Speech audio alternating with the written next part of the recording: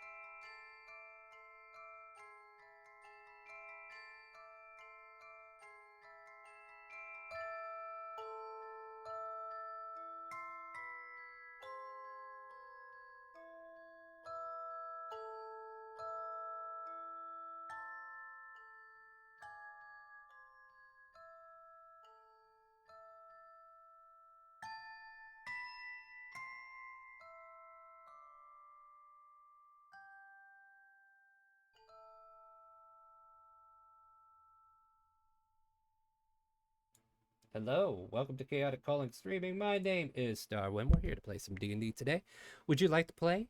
Exclamation mark help in Twitch chat. We'll give you a link to the game, a link to the Character Mancer video that you can use to quickly make a character, and also a link to our Discord where we are currently in conversation with all these lovely people. Say hi, lovely people. Hi, lovely. Hi. Well, half of you were funny, the other half of you were just plain and ordinary. All right, I can't so help yeah. it if I'm earnest. Yeah. He's well, Australian. Hi, Leave Ernest. him alone. Oh no! Let's not get into that yet. Well, I'll tell you on break. Hey, Bird fan, how's it going? How's it going there? Well, who all we got today? Welcome in. Yes, if you are currently joining us for the first time and you came from Roll20 and you're joining us for the first time, if you leave me a follow on Twitch, I give you a free gotcha item. So who here has followed me? I see. You guys are a bunch of failures. We need to go back to the board and rethink our lives. I don't even know what definitely Twitch followed. is. I'm sorry. Twitch.tv/chaoticcoin. The link is in Discord as well. Please follow. I will find you. I will find I you. need. And I will Thank follow you. you. Thank you. You're welcome. Thank you. That is all I ask. That's the only payment I need, guys. But on top of that, we are playing with Dixper as well, which, oh, that was the conversation I did not have with you guys off stream. So I'll have that conversation with you now. Dixper is a third-party tool that I use not only to play games like Phasmophobia with different things that could happen, like somebody could do jump scares or mess with the controls. We also use it for D&D, where people can do random things like trip a target during battle, give a person a set amount of gold for level, or give a +1 item, or give advantage or disadvantages through Dixper. If you are subscribed to the channel, please check your subscription. You should be able to get some free crates through your, well, I mean, you paid for a sub, so I don't know if it's technically free, but close enough, right? You can get some crates that way. Also, if you support the stream, you like what I do here, and you want to make the games fun and interesting at your own leisure, you can buy crates, support the stream that way, and use them to make the game whatever you want it to be. You want to give somebody a bean from the bag and you want to see what chaos they come up with? Well, you know what to do. But yeah, things will happen, guys. There's a lot of random things that can happen, and if I say, oh, that's something just came up, you guys need to be wary. Something just came up. Whose microphone is doing that? Strange. I hope that's not you. What is it doing? Or maybe it's Oi. I don't know. It's one of you three. Yeah, somebody. Oh God, what happened? Hold on a second. I unplugged one of my monitors, unfortunately. Give me a second. I can mute it to see if I'm not hearing it anymore. Yeah. Okay. It's okay. It's okay. All right. Sorry about that. Also, I unplugged my monitor by kicking it. Nice job. We're professionals over here. I did get a new microphone set up, so it might be being a little weird. All right. All right, monitors. I need you to calm your tits. Thank you. Sorry, you guys probably saw flashing black and white over here. It's because my monitor just messed up. All right, we're back. Fine. Professional. I got this, guys. Let's do a recap, right? I'm going to give us a recap. Hi, everyone. Hello. Actually, Hello. before I do the recap, I need to give you the lore, right? Like, some of you new players don't know what's up. So, new players, here's a bit of information that you need. The ethereal bleed is playing between life and death. Your character somehow got ensnared and pulled into this plane unbeknownst to you. The longer a mortal soul lingers, the longer the memories that you used to hold on to so dearly start to fade and dissipate. You could have been here for a day, a week, months, years, decades, centuries. Time could have gone forward. Time could have gone backwards. There's no telling. It's worse than the Feywild in that regard. But eventually, you and the current people that you are surrounded by here in this very chat somehow made it out of the ethereal bleed together. With your cooperation, I need you to kind of like understand that the people you're around right now, you've been familiar with them for a while now. And I'm going to recap you through most of the main things that you guys have gone through together and to the point that you're currently at. You have found yourself in a icy tundra where a cabin lingered above on a hill that you all went to directly after coming out of this portal or whatever to seek shelter. You met with the archwizard Felix, who has taken you in and suggested that you all form a guild, and he would take you to a city where you guys can perform adventuring careers because you all are carrying adventuring gear, and he wants to help you retain your memories. Okay, come on, chat. Let me finish what I'm doing.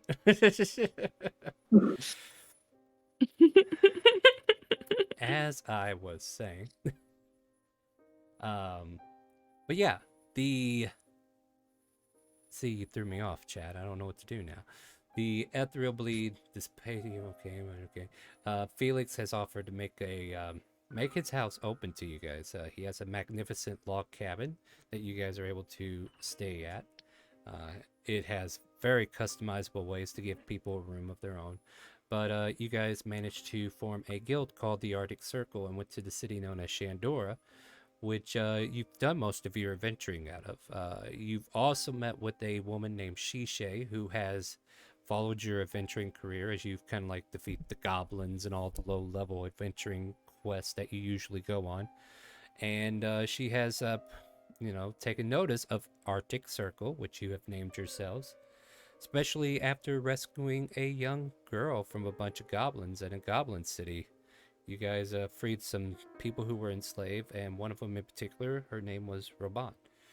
She's a young 12-year-old girl that you guys have found out she doesn't have parents. So instead of giving her to the authorities or what have you, you guys decided to raise her as your own. Yay. And that hasn't gone bad at all, has it? This girl, however, because of Dixper mostly, and the cult of Shella allows it, has been an ace in your arsenal. She has been getting natural 20s on creatures that you guys struggle with. She has put down, like, her KDA is pretty much up there, right? And she's just been showing how valuable she is learning the ways of the rogue, particularly the Phantom Rogue, as she kind of like monitored herself after Nyx. Kind of like looking up to Nyx as a motherly figure in this case. But she has been known to talk to her mother from time to time, but that's besides the point. Now, let's catch up to current events, shall we? That's basically everything. Shishay has managed to find you a guild house, and you guys did perform a guild mission to acquire it. And upon doing so, you've all given this lovely room over here to Robot. And, well, on a particular day of events, yeah, let me go ahead and reread what I posted for you guys. So if you missed this post, I guess I'll reread it for you real quick. Hold on a second. Let me get my glasses on. Yeah, that's right. I am actually wearing glasses anyway, so that shouldn't be too hard. But I thought they were already on. Exactly. Shishay... Okay, Friday's game. Let's go back to Friday. Like, we try to have a game on Friday, and basically, there was a murder in town, right? And the guild sent somebody to come and have everybody who owns a bag of holding, or the guild members in particular, to come to the guild house, turn their bags inside out so they can verify information and stuff like that. You've all agreed to go, and Shishay included. Everybody went before Shishay, and pretty much your bags were fine. Like, some of you found a couple of copper that weren't supposed to be there, but you didn't bring it up at all. I mean, it's just 2 cents, right? Somebody threw their 2 cents in, guys. But Shishay had like a couple of gold rings pop out of her bag, and she didn't recognize them, so she was kind of like pulled off to the side for questioning. She told you guys, go ahead, head back, I'll be there when I'm there, and you guys go back to the guild house to continue with your daily events. Like, shenanigans happen, but for the most part, hours started to pass by. Evening was slowly drawing in, and Shishay never returned. Feeling a little concerned, before that, hold on, I apologize, I keep missing this event. There's an event that happened like shortly after you got back to your guild house. I believe it was like an hour or so of settling in. There was a loud noise on the side of the building. You all went to investigate, and there you found a dead body with slash wounds across the chest. And apparently one of their arms missing. You call the authorities, have them come and check everything, and are able to have that checked in. And then eventually time starts to pass, and your friend Shishay still not back. You guys go to check on him. When you arrive at the guild house, you're not the only ones with guild members missing. There seems to be a lot of disgruntled people who are waiting for their allies to return to their party so they can go do what they need to do. Gathering these guys up in anger and not getting any straight answers from the receptionist who was in charge of keeping you informed. You've taken it upon yourself to find some tracks outside that led out a back door and leads all the way to the outpost where a lot of your friends were locked up, or at least your friends were locked up and their friends as well. The authorities there do start releasing people, Shishay returning to your custody, and shortly after you guys, alright, I'm defused, you guys can mess with this however you want now, and leave those poor people to their own devices. I'm sure nothing bad will happen. And as you return back to the guild house with your friend, Asuna stayed behind to, because you guys called Felix. And you're like, Felix, something's happened, I need you.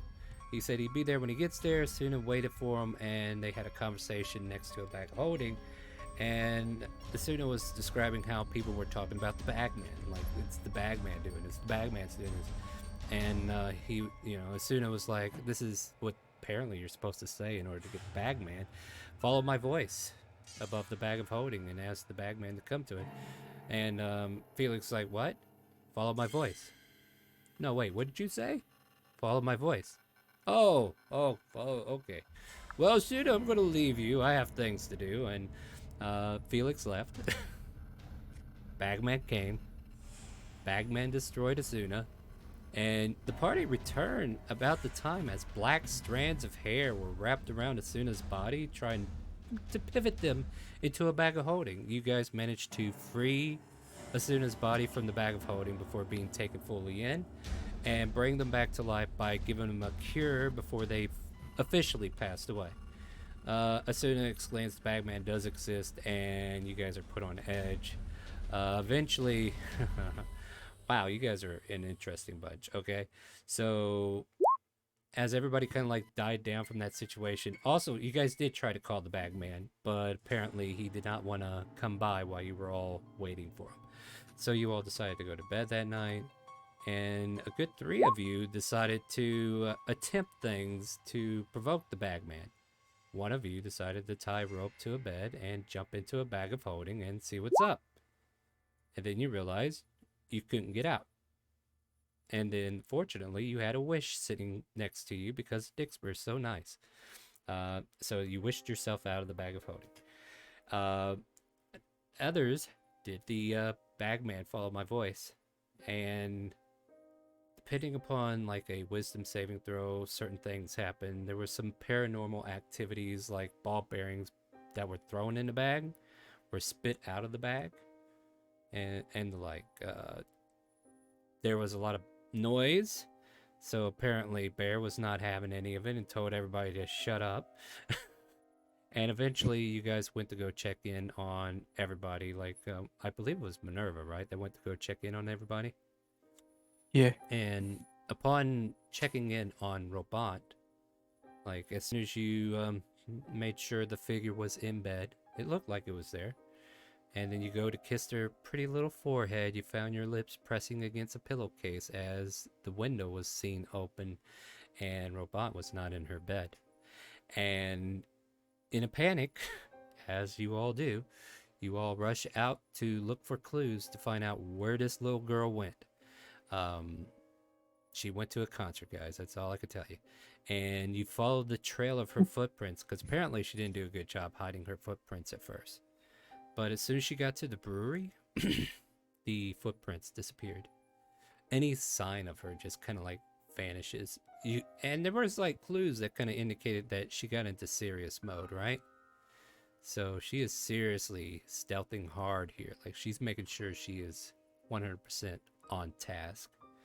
And I believe we have 2 of our cats that were checking out the other side of the brewery. So as we kind of like get into this scene, this is kind of like where we left off, because this was a good stopping point, we thought. Could probably not be, but we'll find out. I know this is an awkward way to invite new people and getting the other players together, but the panic was raised through the guild hall and people were woken to fall in and find out where everybody's going. So as the rest of you kind of like catch up to meet Bear by the fence, what I'm going to do is let you guys introduce your character. You're going to tell us what you look like, what you're playing as, and if you have a one-liner for the moment, you can go ahead and toss that out there. And like, if you need something to say briefly to somebody, we can do that. And brief reactions, but we're still doing intros. So as you all are kind of like scattering to where everybody is meted outside of the fence leading into the brewery, which I must remind you is like iron fence, iron gates, and only 2 tabaxis on the other side at the moment, because our elephant friend decided to help hurl them over. Wonder 2.0.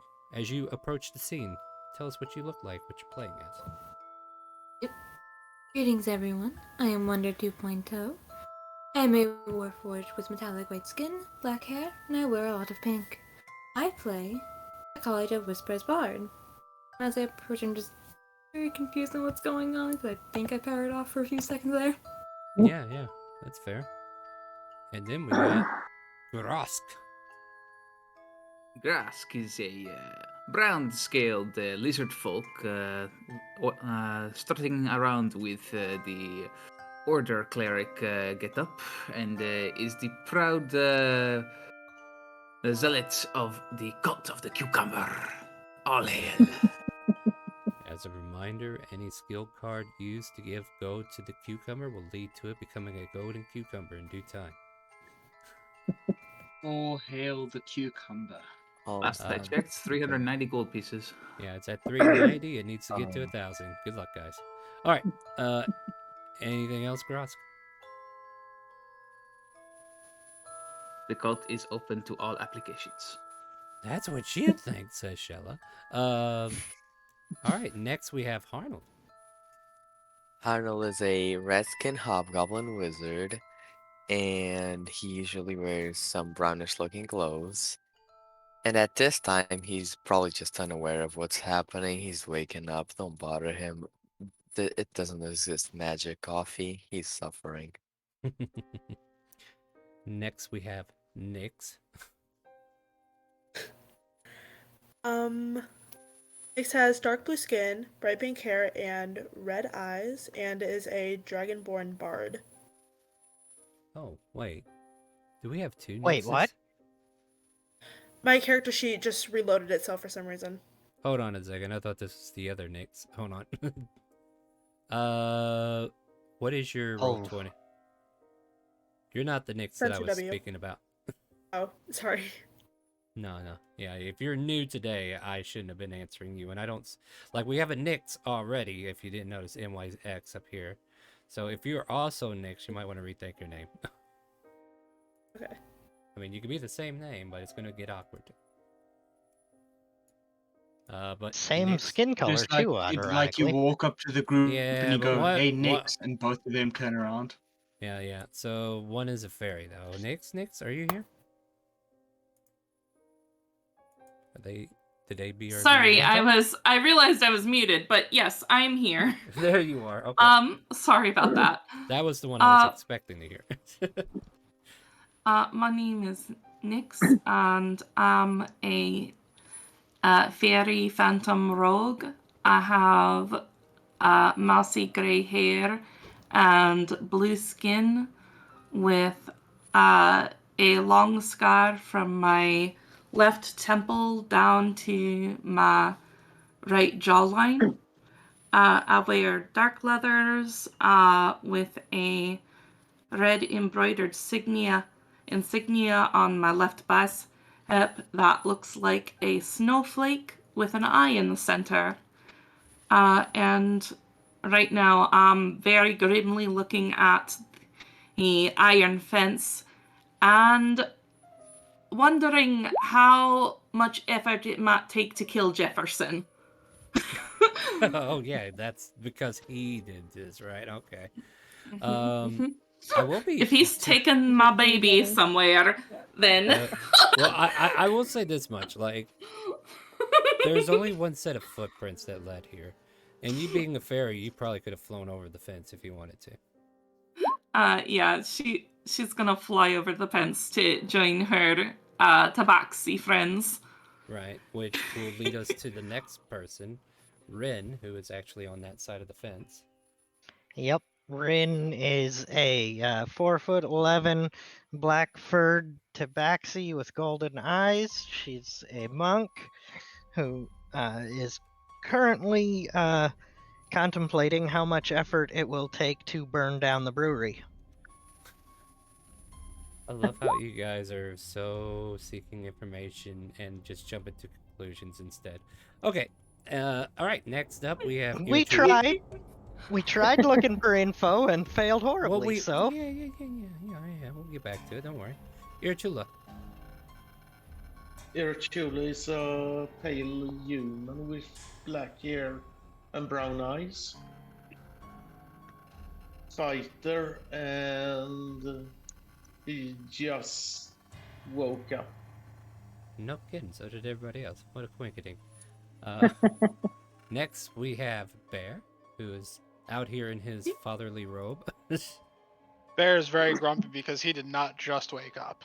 He hasn't been able to go to bed yet. Bear is a very, very old and very, very large Loxodon cleric of the Tempest. He has very dark skin and normally would be wearing gray, like silver robes and chainmail and all kinds of fun stuff. But currently, because he was dragged out in the middle of the night, is wearing a white t-shirt, Yule-themed boxers, and a nice gray robe with black socks pulled up over his knees, and just carrying a warhammer. Nice. Emanon. Emanon. Hey, Emanon is one of the only people that stayed home, just in case Rabant returned. What do you look like? What are you playing as then? I am a good work. I am an archfey warlock and an albino human. I have pale skin, white hair, red eyes. I am 6'5" and only 120 pounds. I'm 19. I'm just a kid myself. That is Skinny as a pole. That is a very skinny pole. All right. Yeah. Oh, reminds me of my nephew. Anyway, next up we have Lucid. Lucid is a Goliath, gray skin with blue tattoos going up and down his body. He's currently in his kilt and has his axe with him. He assumed that somebody was going to need to die, so he brought it with him. I mean, eventually, yeah. We'll see. All right. He just assumes everybody needs to die. That is I'm not sure if that's a good way to look at life, but hey, we'll see how far it gets you, right? Flameheart. Flameheart is a... Is a what? 6'6". Oh man. He has... What? Are you cursing at me in his now, or is it pants? me? Hello, is it me or you? Hello? No, my mic's broken. Gotta go fix it. Yeah, you might need to fix that. All right, just tell us briefly what you look like and what you're playing as.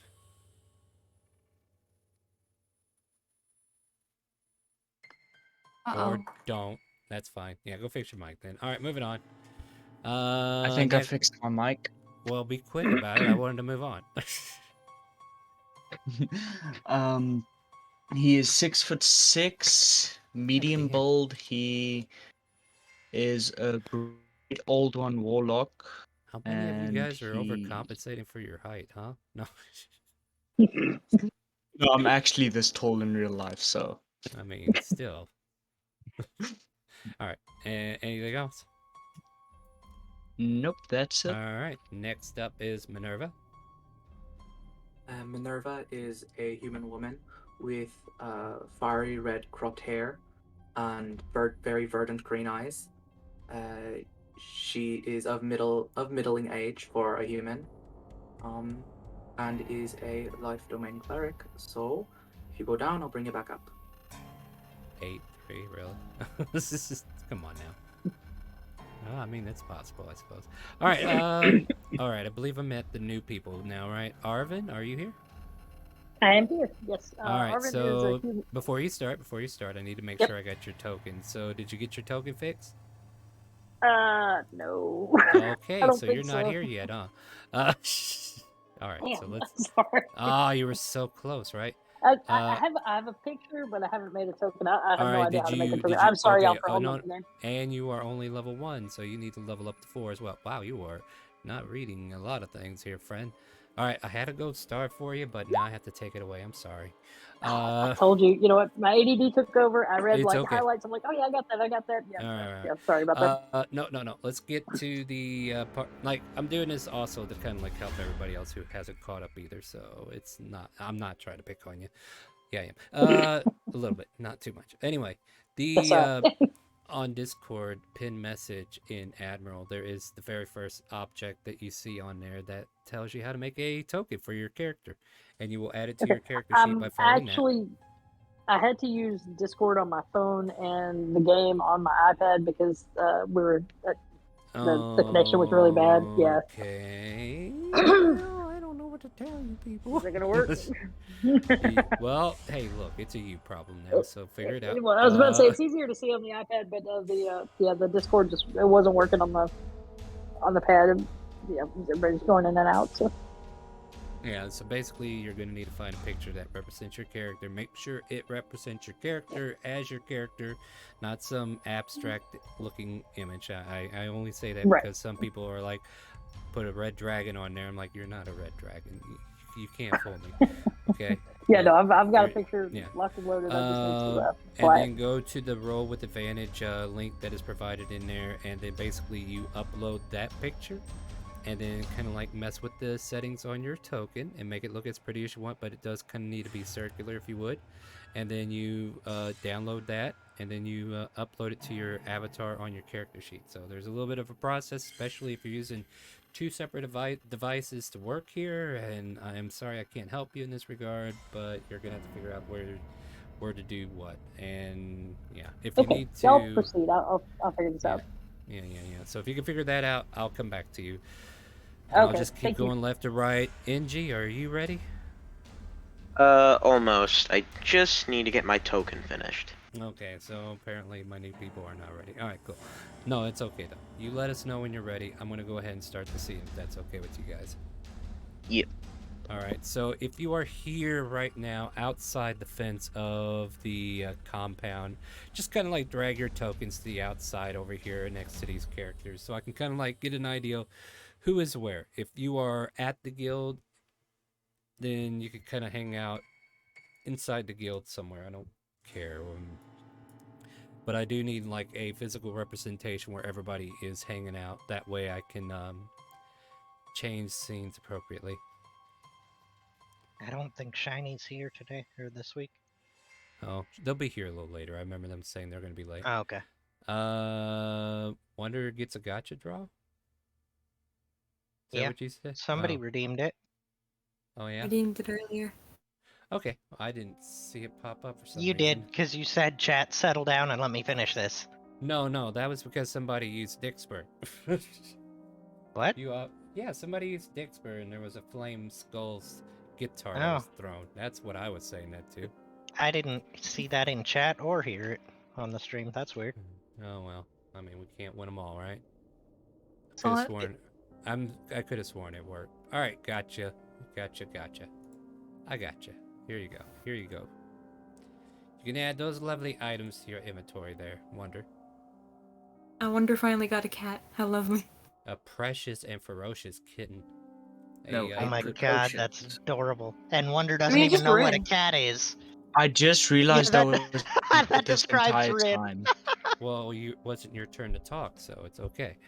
All right.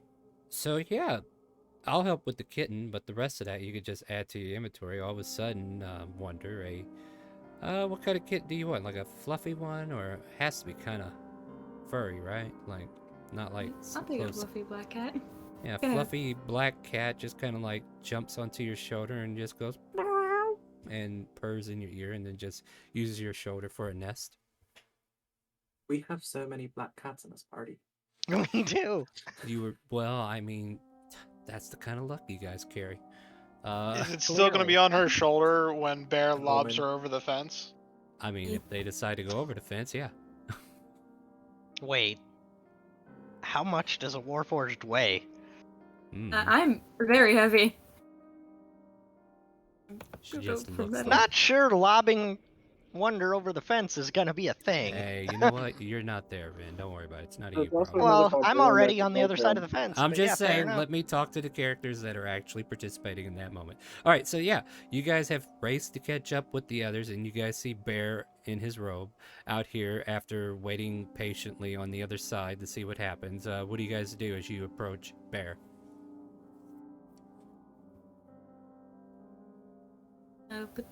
What's going on, dear friend?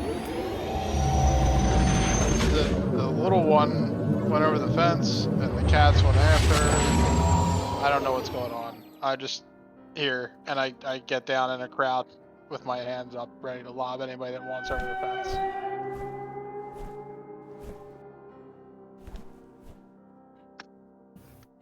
All right. Yeah. By the way, Bear doesn't know anybody's name in the group. Old age, he doesn't know your name. He calls every person in the group some version of, kid or short stuff. Nix, you would be in that group, or you already flew over, right? Yep. Yep. Let's see here. Well, like can try while they Lucid wander. and Wonder, like Irachula, I guess you guys are the ones that race to catch up, right? Yeah. So yeah, what are you guys doing? I'm giving you the moment to figure out whether, like, what you're running up to is like what Minerva and Bear just kind of like patiently waiting on this side of the fence as they're waiting for Shiny and Rin to do what they need to do to find Robot, and you just watch Fairy Nix fly over the fence and go to the other side to join them. What are you guys doing particularly before I switch scenes? Lucid's gonna hop over the fence then. Well, it's not as easy as it looks, but you could certainly try. Give me an athletics. Bear will attempt to give him a lob up as well, foot up. All right, that'll. Yeah, I'm gonna use Bear to do it. All right, so give me an athletics, regardless.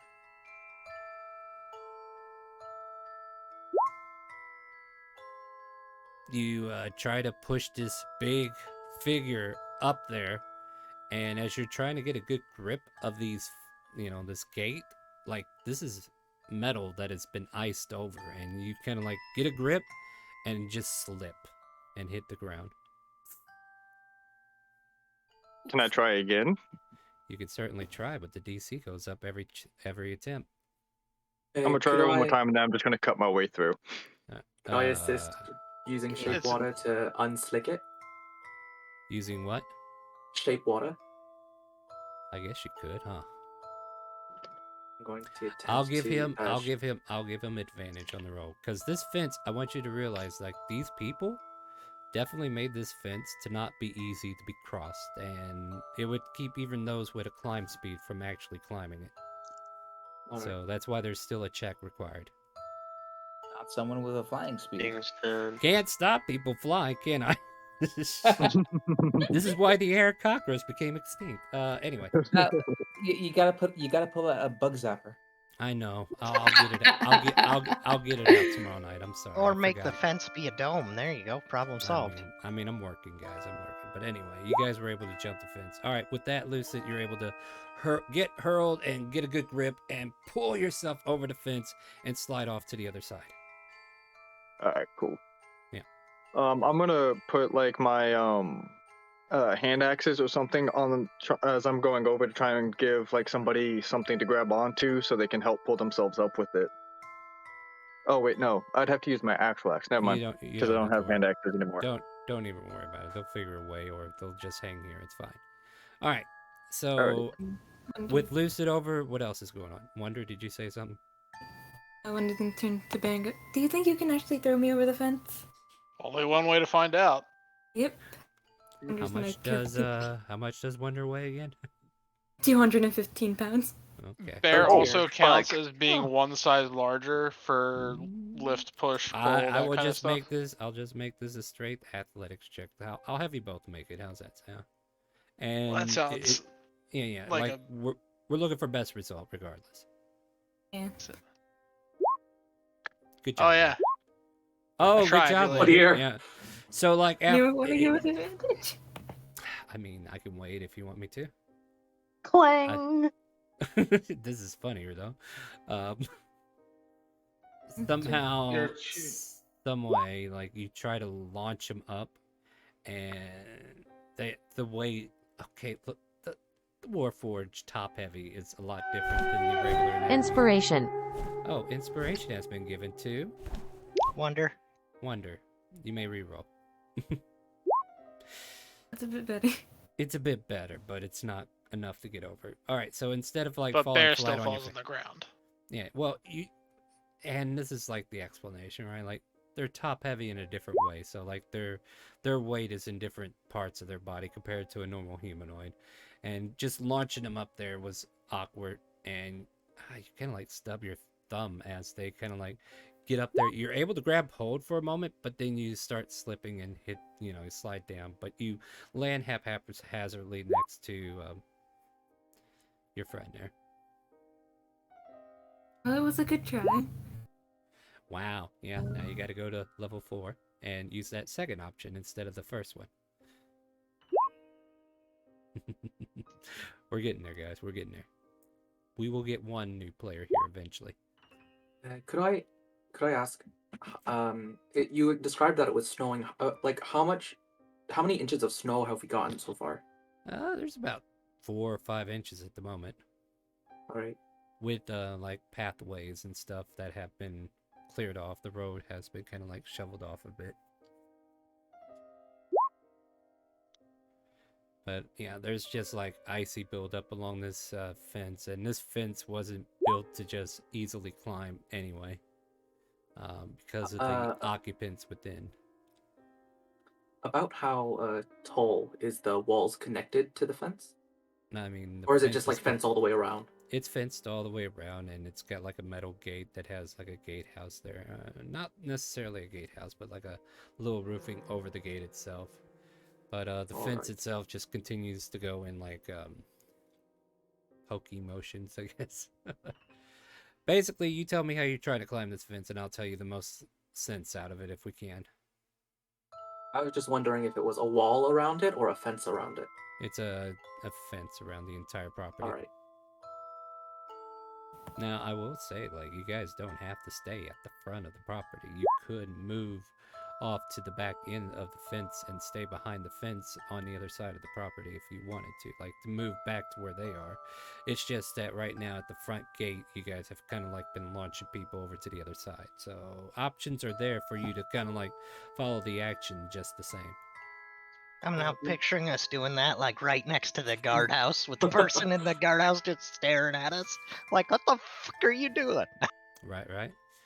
All right. So, I mean, I do want to change scene, but is there anybody else attempting to get over the fence? Could Minerva try to hop the fence? You could certainly try. You can have Bear give you a chance to go up there too. Lob.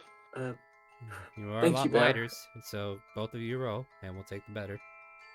Like, it still depends on whether or not, with the combined effort, you're able to... Yeah, that sounds good. Oh, yeah, definitely. So Bear hurdles you over, and you just barely catch yourself on the other side and land safely. So you are on the other side of the fence. And you're able to rush up. Bear. Yeah. Before you rush up, I think this is where I gotta change the scene. Unfortunately, Shiny's not here yet. I assume they're coming soon, but we'll find out. But Ren, you are one of the first people who are over here, along with, you can hear the floating wings of Nyx kind of like approaching you at this point. Well, Rin is, let's see, we had just found the door, but it was a big door, is that correct? Like a loading door? And there wasn't a smaller one here? There's like a smaller door that's next to it, like for people to just walk in. But what you found out is like in the back, it's a like a freight area. Like this is where they unload and load brew items to go out on exports and imports. Okay. So like, yeah, it's just like basically, this is where the diesel engines come in and park their load and drop off their load. And there's a little walk-in office right there to the side, right next to the same door. That makes sense? Yeah. And the big doors or anything, are they open that I can see inside at all or no? Negative. They are closed shut. I mean, it is winter. Yeah, I didn't know if maybe they had people going in and out or something. But anyway, Rin then is going to go up to, or quietly go up to the smaller door and like put her ear towards it to try and listen and see if she can hear anything happening inside there. Fair enough. Nyx, do you do anything as you're able to... Here's a question, Rin. Are you hiding from anyone else, or are you just doing this at least openly to your party? I mean, we did roll stealth checks, but I don't think we've seen anybody else around out here, so I don't know that I'd be overly concerned about someone seeing me at the moment as much as hearing me. I'm just saying, can Nyx know you're there or no? Oh yeah, she'd probably be able to see the black splotch in the against the white snow, you know. Yeah, Nyx, are you there? Yes. All right, so you Um. yeah, go for it. Oh. So as I'm seeing this, are there any windows in this building? Back here. Give me a perception check. Okay. I'm not sure what's going on. That didn't work. I am clicking my thing, but it's not letting me do anything. Oh. That's very weird. Shit. Is it because we had 2 character sheets with the same name? I don't know. Let me see what happens. I think so because I had the same issue in a game I was in with 2 people that had the same name and it didn't let them roll. I just clicked your character perception, and that's what I got. But it rolled without any modifiers. Do you have any modifiers? I do. I have proficiency and a plus. It's a +3. So. Hold on, I'll deal with this in a second. Let me try something here. I'm gonna edit. Oh, so I can't roll anything. Hold on a second. That's weird. I'm gonna change it just a little bit, and Spencer, if you're still here, I'm just changing it to something different. All right. So what I want you to do next is refresh. I'm just gonna. Just Okay. refresh. Yeah. Okay, I can do that. Like I think that might fix it. Oh, this does not bode well. Sorry. Roll20 is taking a very long time to load. Oh yeah, probably because there's a lot of manipulations that happen because of that name change. Yeah, I did not realize somebody was picking Nyx differently from that Nyx, and that's probably why they left entirely. Oh no. Yeah. Yeah, and I bet that's why they got kicked out or whatever too, because you deleted that other Nyx character sheet. That doesn't kick them from. No, I didn't delete it. No, I just renamed it. Kicked them out of their character sheet. I mean, before. This was before when you were doing cleanup. Oh. For some reason, Roll20 is being very slow for me, and it's not allowing me to click on my character sheet. Hold on, I'm gonna do you a salad. I don't think though that it's the character sheet. I think it's the Oh, there we go. Okay, now I'm able to do it. I just needed to refresh again. Well, plus I am directly giving you access again. Thank you. There you go. Now you have full access proper. Okay, thanks. Yep. Hey, Yay! that's a lot better. There.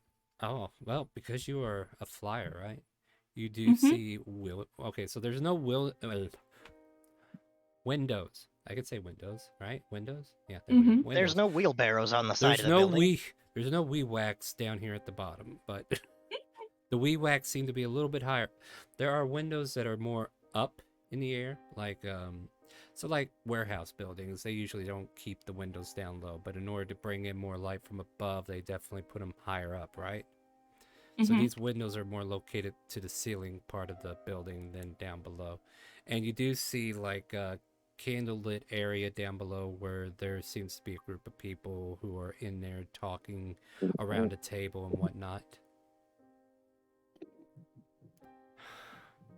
Do I recognize Robant among those people? Yeah, with that perception check, no, you do not see them in there. Matter of fact, the only figures you can make out is Jefferson and Elizabeth, and there seems to be more, like, you know it's not Robant because they're a lot taller or more grown up. Like, they don't resemble any kind of kid features. There's not even a halfling in there or anything like that. Most of these are half-elves, elves, or humans that are fully aged, and it just looks like they're congregating over the desk, going over events. I don't suppose you have any kind of like lip reading abilities, right? So you don't know what they're talking about. Nope. I will have Rin go ahead and make a perception check because they are right there by a door, right? Who's Jefferson? Yes. Oh, hold on. I'll go get you his token real quick and I'll show you who Jefferson is. Let's see here. He is this guy right here.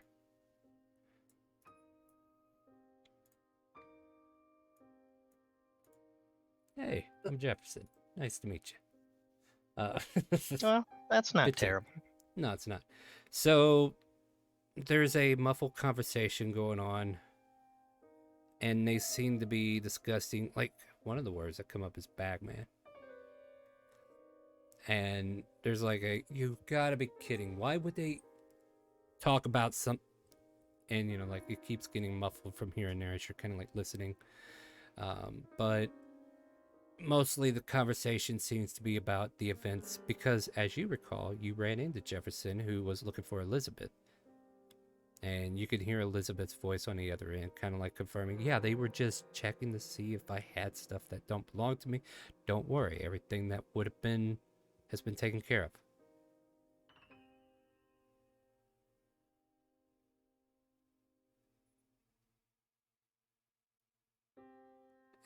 With you being a rogue and having some thieves' cant's knowledge, right?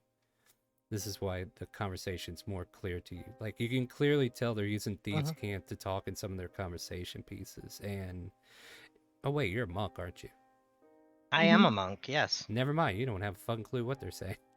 Yeah, they're just saying a whole bunch of nonsense, and maybe I heard a bagman, but that no. Here's how the line of the conversation went. They were talking about the bagman normally, but they changed their conversation tone when it seemed to come to personal business, if that makes sense. Like, they were like, whatever she needed to tell Jefferson about what they were doing, she went into thieves' camp with it, and therefore you don't know. Like, they talking about the weather to you. So okay. Yeah, so whatever that means, right? Yep. For those who do not know, Jefferson is actually the lead organizer of the Shadows, where Elizabeth is like his second-hand woman, who is like the second leader of the group, and he relies on her to do everything that he doesn't want to. So it's kind of important to get her back. Anyway, and they too were also a victim of the bagman solicitation and also losing members to their party. So, he was like looking for Elizabeth when you guys were looking for Shishay. You guys managed to.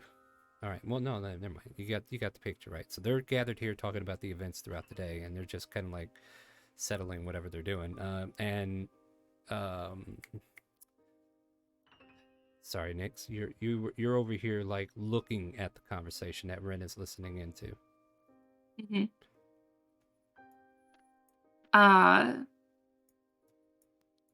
So from what we understand, we saw Rabant's footsteps coming here. Right, except that once you got to the other side, it's like she went into hyper mode, and her footprints became hard to find. She became very difficult to pick up in here at all. Like, you can't find her tracks anywhere, and it's very concerning. This will be a sharpshooter attack. I'm just calling it for chat. Nyx is going to tap on the window, actually. Well, before you do that, I'm going to use a lucky to re-roll that. Okay, maybe I'm not. All right. Don't worry about it. It wasn't aimed at you. Yeah, I think I know who it was aimed after. All right, so make a perception check, and I'll see if you hear this. Because it is windy out here and all this. Me too, or just her? Yeah, sure. Well, it's more in her direction, but yeah, I'll let you do it. Oh, Ren. Huh, okay. Damn! There is Ren sees all. Yeah, there's a tree. Ren is very traumatized right now and kind of in hyper danger sense mode, clearly. There is a large, tall tree that is behind you, Nyx. And there's this arrow that just came assailing, and Ren, you kind of like turn to hear the ping of a bowstring snap, and it just jolts your attention to the left of you, and you kind of like notice this arrow just slamming into the building as it misses its mark and just thuds against the building and falls to the ground.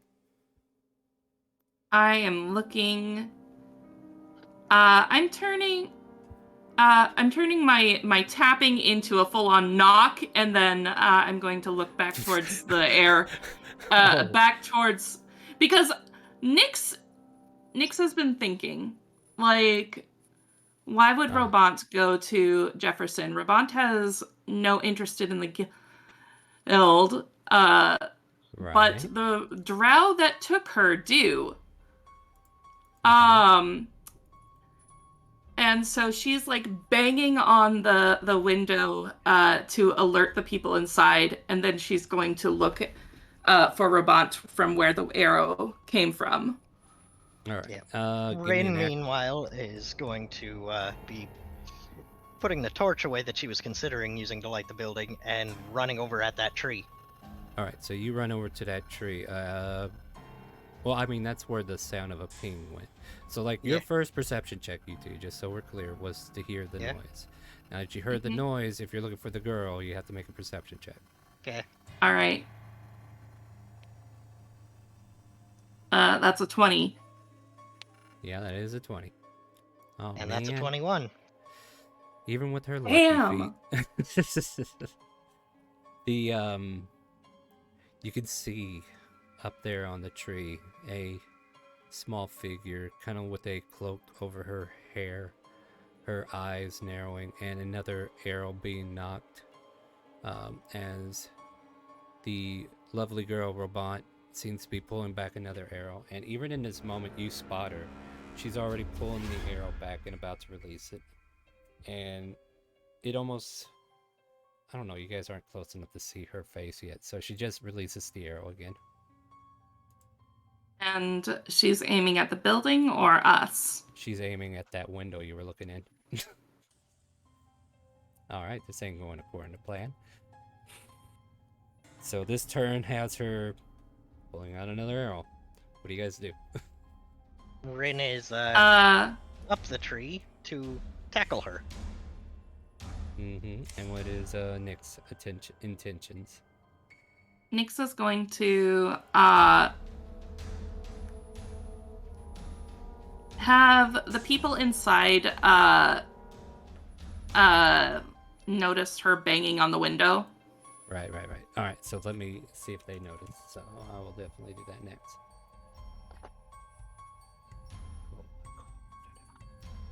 And for those who don't know, we have a Pokemon community game in Twitch chat, so if you guys ever get bored on your turn, you can always look for Pokemon on Twitch by typing !PokeStart and then !PokeCatch to catch your first Pokemon. Alright, so I need their perception checks.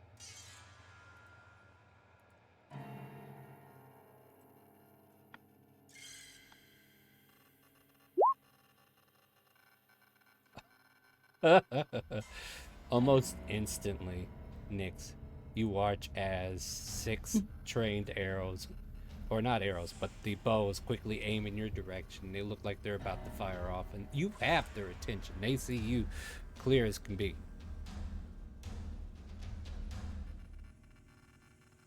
She is going to yell for them to run, and then fly towards Robant. Why is she talking about my mom? Oh my god. This is why she's not letting you have her ward. Alright, so as both of you scurrying up and also coming at her from another direction in the air, Robot kind of like notices you both coming at her. I think she's going to try one more hit and run before you guys get to her. If you don't mind, if that's okay with you, you know, just I mean, that's okay. Yeah, that's fair. All right. And yeah, well, we're gonna cheat a little. So I like the second result better. You watch as she pulls back an arrow, and then all of a sudden there's a noise from within, and Robant kind of like takes notice that you two are closing in on her, and she quickly grapples a branch below her and tries to leap to the ground. With sharpshooter, she can move on the same turn? Yeah, sharpshooter's different than steady aim. Okay. Steady aim is where you take advantage. Fair. She didn't do that. She knows she needs mobility. The other roll was just because I was burning an invisible lucky. Welcome in, Nameless. Stony. Welcome in, guys. Welcome to the game. But yeah, Robot fires an arrow. It breaks through the window and hits a target. And as soon as she, makes sure that target got hit, she starts leaping down the tree, noticing the two of you coming at her. And she's trying to angle herself in a way that's away from you. But she'll land on the ground, which at this point you two can just kind of like pounce her and close in on her. Mm-hmm. And just give me grapple checks, right? Athletics. Okay. Not And- good with Nope. athletics, but All right, let's see how good you trained your girl. All right, Nix, you managed to keep her down. Robant, hold still. What is going on? And as soon as you kind of like get some resistance from her, she just stops and just seems still for the moment. Robant? There's a commotion coming in from the inside, and she's not lifeless. It's like she passed out or something. Maybe not the best place for this. Can Lucy start walking over at this point? Are we allowed to Those start of you walking who were over? on the other side of the fence, you could have been a part of this scene, but I thought you guys were just paying attention to what's going on. I didn't know we were allowed to be a part of it. You just gotta let me know you're there. But yeah. Okay, then yeah, I'd like to be a part of it at this point. Fence, yeah. Yeah. If you're on this side of the fence, the other side of the fence, you can, the ones who are out there with Bear, like you can like, this is fair, right? All right, so hold on. We know where this scene is, and you're going to be going towards them. I'll allow that. But those on the other side with Bear, who are kind of like waiting patiently, you guys can make a perception check to see if you notice the noise, and start making your way behind the property by staying on the outskirts. Like that's a possibility if you guys want to make that check. While Bear, go ahead, Bear. Bear will be staying there and keeping an eye out in case there's guards or somebody that looks like they're coming into the building. Wonder will be too. Because one is distracted the new cat. Meow.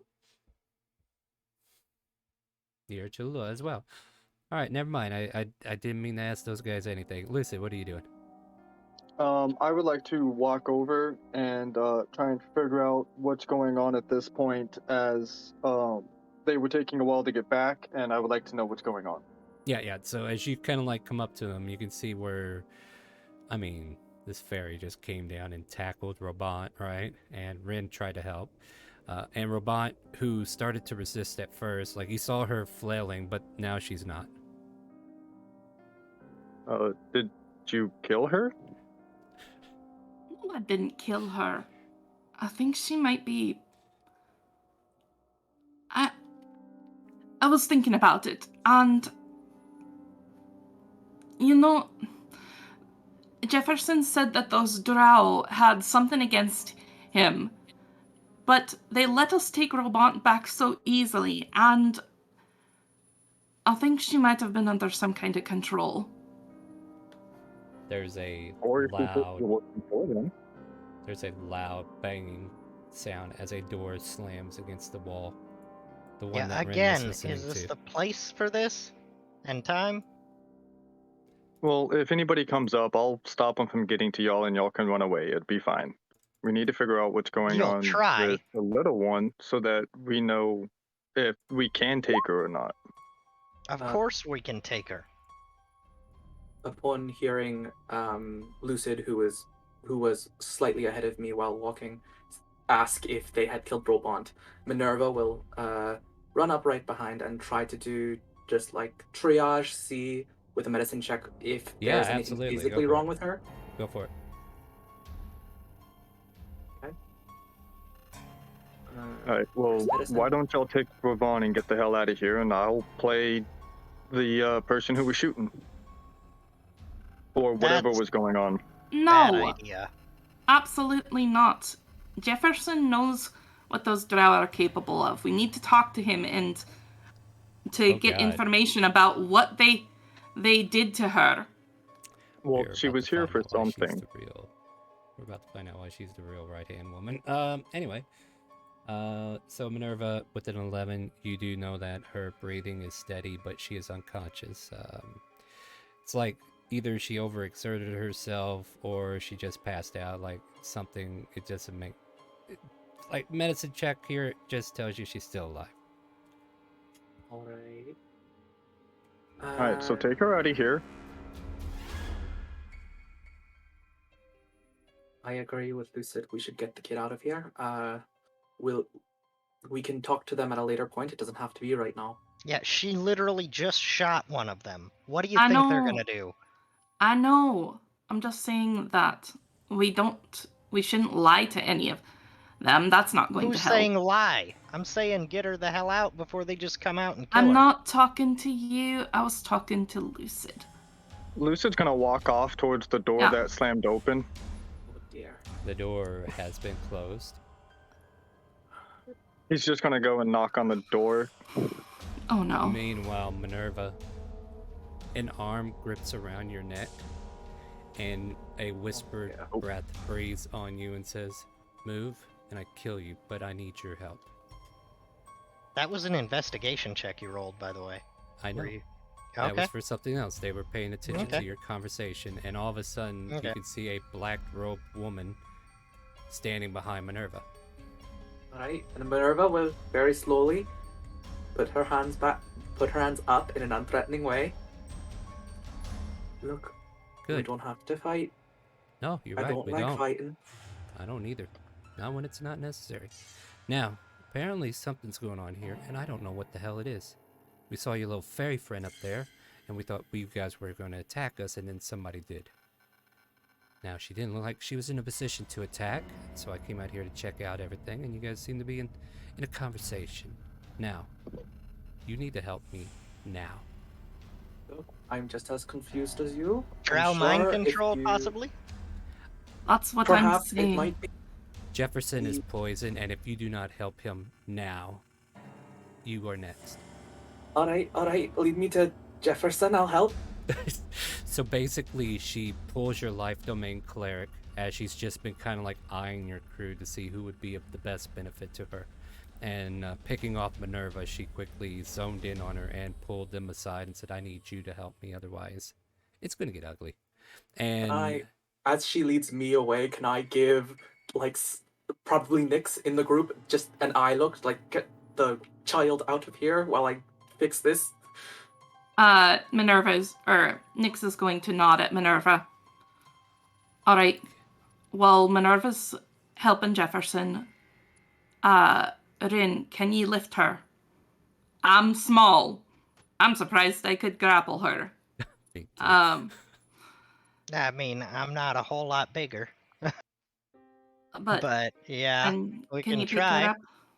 Yeah. Lucid, can you help?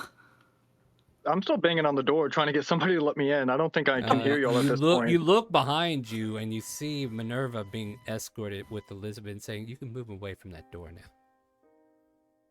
It would be in your best interest where are you to taking move him? away. It would be in your best interest to go back to your friends. Right, Lucid, I'll be fine. Just go help them with... I need their help, and they have agreed to help me. Yep, I have agreed to help. Just go help with Robant, please. Lucy will move away a little bit, but just kind of watch carefully to see if, make sure they're okay. Right. Looking over, I'll let you make a perception check. Because I don't even think Minerva knows how much danger she's actually in. Hello, B. Yeah. That is Oh, a keeper good. set. Perfectly. She is perfectly safe. You ain't got nothing to worry about. Looks clean. Nothing to worry about here. You're free to move on without any loss to conscious. Then I guess I'll just go throw Revant over my shoulder. Mm-hmm. I think at this point it's a bit late, guys. That's why I said it wasn't the place at that point to be discussing that. Yeah, I mean, now they've already got somebody, so it's too late. We may as well not. Well, you still need to get Okay, out then of I put Revant back on the ground and go back to the door. The door shuts behind them, though. I stand at the door for now. That's fair. I think we should still get Robont out of here.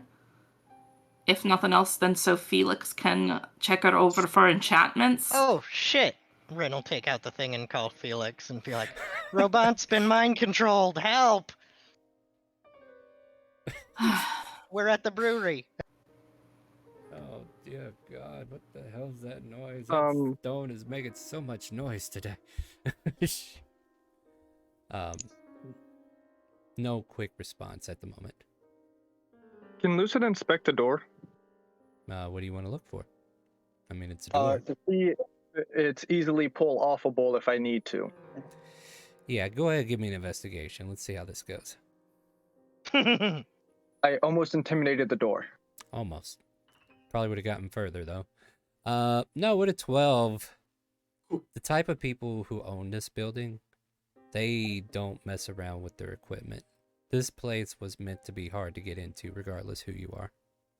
So you trying to pull this door off would not be an easy feat. Okay, then I'll keep that in mind, but I'm gonna stand at the door, and if I hear something funny, I'm going to try and rip the door off and go inside. Alright. I'm gonna move over to Minerva for a moment, alright? Everybody cool? I'll be here. Alright. Minerva, Elizabeth leads you into a room where you see an arrowed, wounded Jefferson laying on the ground, and he is coughing up blood, and the arrow itself has like blood seeping out with a bit of green sewage on the edge of it. Apparently the arrow that Robot used was poison. She shot a lot of those. She must have had a lot of poison arrows. No, We really gotta check that girl's bag. Definitely was the first time she did this. Alright, I'll slowly, unthreateningly, I will walk over to Jefferson's body, and then sort of get down on my knees and do just a very quick medicine check to see what exactly is wrong. Maybe try to see what type of poison it is, or like, to try, you know, Give me to get more medicine. information. All right, let's do that then. Here is my medicine. All right. This toxin that has overcome Jefferson has paralyzed him and is currently ticking away at his life. The bleeding from the wound is definitely like it's getting worse. Whatever this poison is, it's not. I mean, it's poison. So unless you have some way to remedy it in any way, I can cast. I'll first cast Lesser Restoration to remove the poisoned condition. All right, go ahead and post that spell for me. Right. Just need to verify a few things, but this is why she picked out your cleric instead of the barbarian. Here is this one. Right? Because what's the barbarian going to do? Beat him up? I mean, I could have slapped a little bit of health into him. I could simply just pump his chest until he came back to life. So, yeah, you're able to... I would say, knowing that he's got the arrow still in him, you got to pull that out, right? But with the combination of this lesser restoration and your medicine check, I'll say you're able to remove the arrow without any incident. And the poison condition has been nulled for now, but the damage has been done. Right. I guess I could. Right. I'm gonna turn to the people in the room and like, do you have a medicinal kit or something? One of the gentlemen that were kind of like hanging out there pulls over some healer's kits that were kind of like off to the side. Underneath the accident report, last accident 20 days ago. Right. I'll. Seeing the sign, I'll say you might want to change that. And as I take the 0 days ago, take the medicine kit. Yeah. And I'll just bandage him up normally, because he's not poisoned right now, and I'll just try to staunch the bleeding. Mm-hmm. Make sure he's not damaged internally.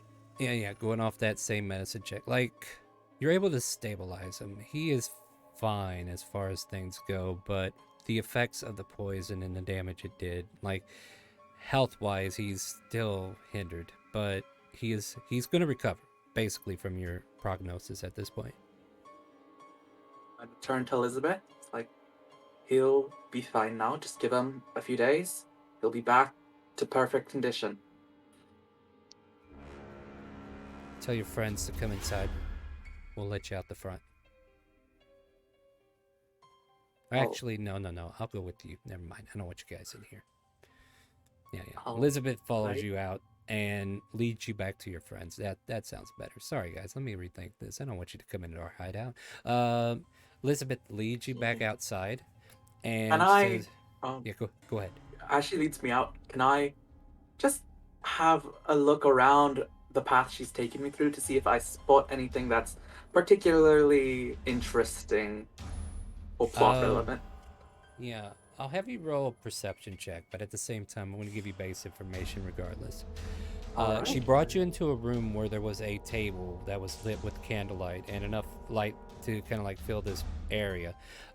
This area is actually like a loading area where they can like take kegs that are stacked against a wall nearby and roll them onto carts so that they can start loading them up for export. But this table was set here for them to have a meeting, and these guys were all meeting around this table to talk about things. Perception check doesn't really give you much else. Like, you could see a hallway to the left that leads to where the office that I've mentioned to you guys was before. And for those who have been here before, there's like a hallway from that office that goes north or towards the front of the building to where there's that lobby area where you can check out the drinks on display. So you can do like taste sippings up there. But this is the back of the warehouse where you're currently at. So you can like see all the barrels kind of like up against the wall. For the most part, this looks like a very legitimate brewery. So the front is definitely apparent. So it looks nothing more than like a very weird place for people to be meeting this late at night if there's not actual work happening. All right, and then one more quick question. On Elizabeth, on Elizabeth and Jefferson, were there any like accessory or something that it looks like they have on almost all the time, like a necklace or something? With that perception check, you can't really tell. All right. And also, not being familiar with the shadow works, as it were, you have no idea. All right. But yeah, Elizabeth leads you out and takes you back to your friends who are like lingering still with Robant, right? I guess I can refill her token now that you guys see her. Yeah. Right. Oh wait, is she there? Am I just missing the layer? No, wait. No, I don't think she's here. Hold on. She's here, but she's not showing up for some reason. Hold on. She's here, but she's not here. There Oh boy. Oh dear. Well, she's unconscious. Anyway, as Robant lays quietly on the ground, or if you guys are deciding to pick her up at this point, I don't know which. Elizabeth comes around with Minerva and says, I'm done with your friend. I don't know what's going on, but we do have questions, and you will answer them. But for now, follow me and I'll let you out. How is he? Stable, is that right? Turns to Minerva to verify. Yes, he's stable. He'll be back up in a day or two. Now, if you will. And she leads you to the fence where the rest of your friends are. I see there's been an effort here. 1 second. And she uses some keys to undo some locks and has the gate swing open so that you guys can leave without having to climb. I'll be by. I know where your guild is. And I'll be by if I need to be. And I look forward to hearing what your story is when I get there. So do well to figure it out. I think we've got I think we know everything we need to. Yeah, I mean, we already told you the story. All right. Then I will see you tomorrow. Can I start knocking on the door again? Oh my god. I'm Are pretty sure we just Or got would they, escorted out. I escorted everybody away from the door. Like, she had to come through that very door, Lucid. I assume you would Okay. come with, because Minerva's out there with your group now. That was your only point of entrance, so I assumed you went with. But if that's not what you want to do, Elizabeth would have pulled you by the ear if she had to bring you back to your group. So I would have followed. I didn't know they came out that way. Yeah. We came out the same way we came in.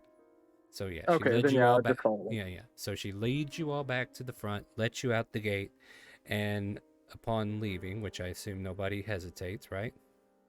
Nope. The gate shuts and you are reunited with your friends, and Elizabeth turns her back to you and walks back to the office area, or the opposite side of the building. Reunited at last with your young girl. There you go. What do you guys want to do? So why is Robont going off on a mental case? Look, what? Diego. What happened with Armand? Robont tried to kill Jefferson. Robont I think- poisoned her arrows. I think Yeah. she. Yeah. So, She's Nyx, never. you want to confiscate that poison she was using for quick? Yes, Rin. Before And she wakes up. And she is going to get the poison that Robot was using. Search her for it. Make an investigation. Okay.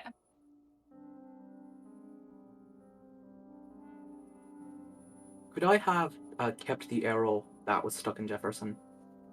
No, they kept it for themselves. All right. That's a 15. You do not find any poison on her. Oh, shit. Does she have any more arrows on her? She does. Maybe check the tips of those. Nyx is going to investigate the arrows then specifically, if that's okay.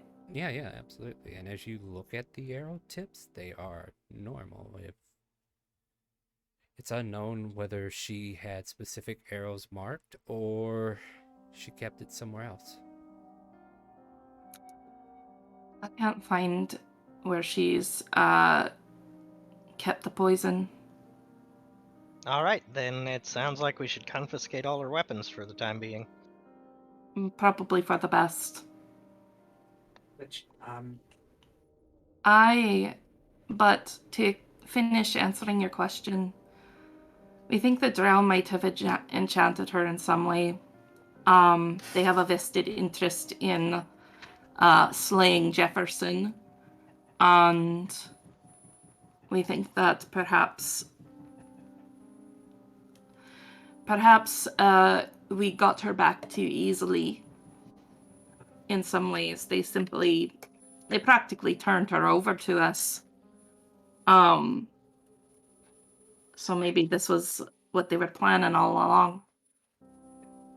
Alright, well, let's just get her back to the guild house, put her in bed, have someone watch over her for the night, and probably subsequent nights as well.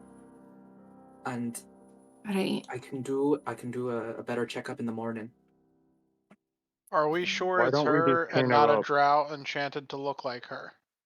No. Slap her and find out.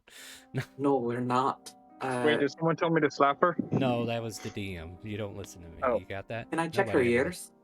Like, Yeah, can you I check feel her. her ears to see if they're like rounded or pointed? Yeah, they're rounded, and she's cold right now. I mean, yesterday I was made to look like a halfling. Gnome. At 3 It was a feet tall. gnome. A gnome. I apologize. All the short people look the same. Nyx is going to wrap her up a little bit since she's cold. The little one up. This is the second time she's gotten out. First We really need to have someone watch over her. I think at this point we need to accept that we can't quite protect her. Maybe it's time to be looking at other options. Obviously not the Thieves Guild, but maybe the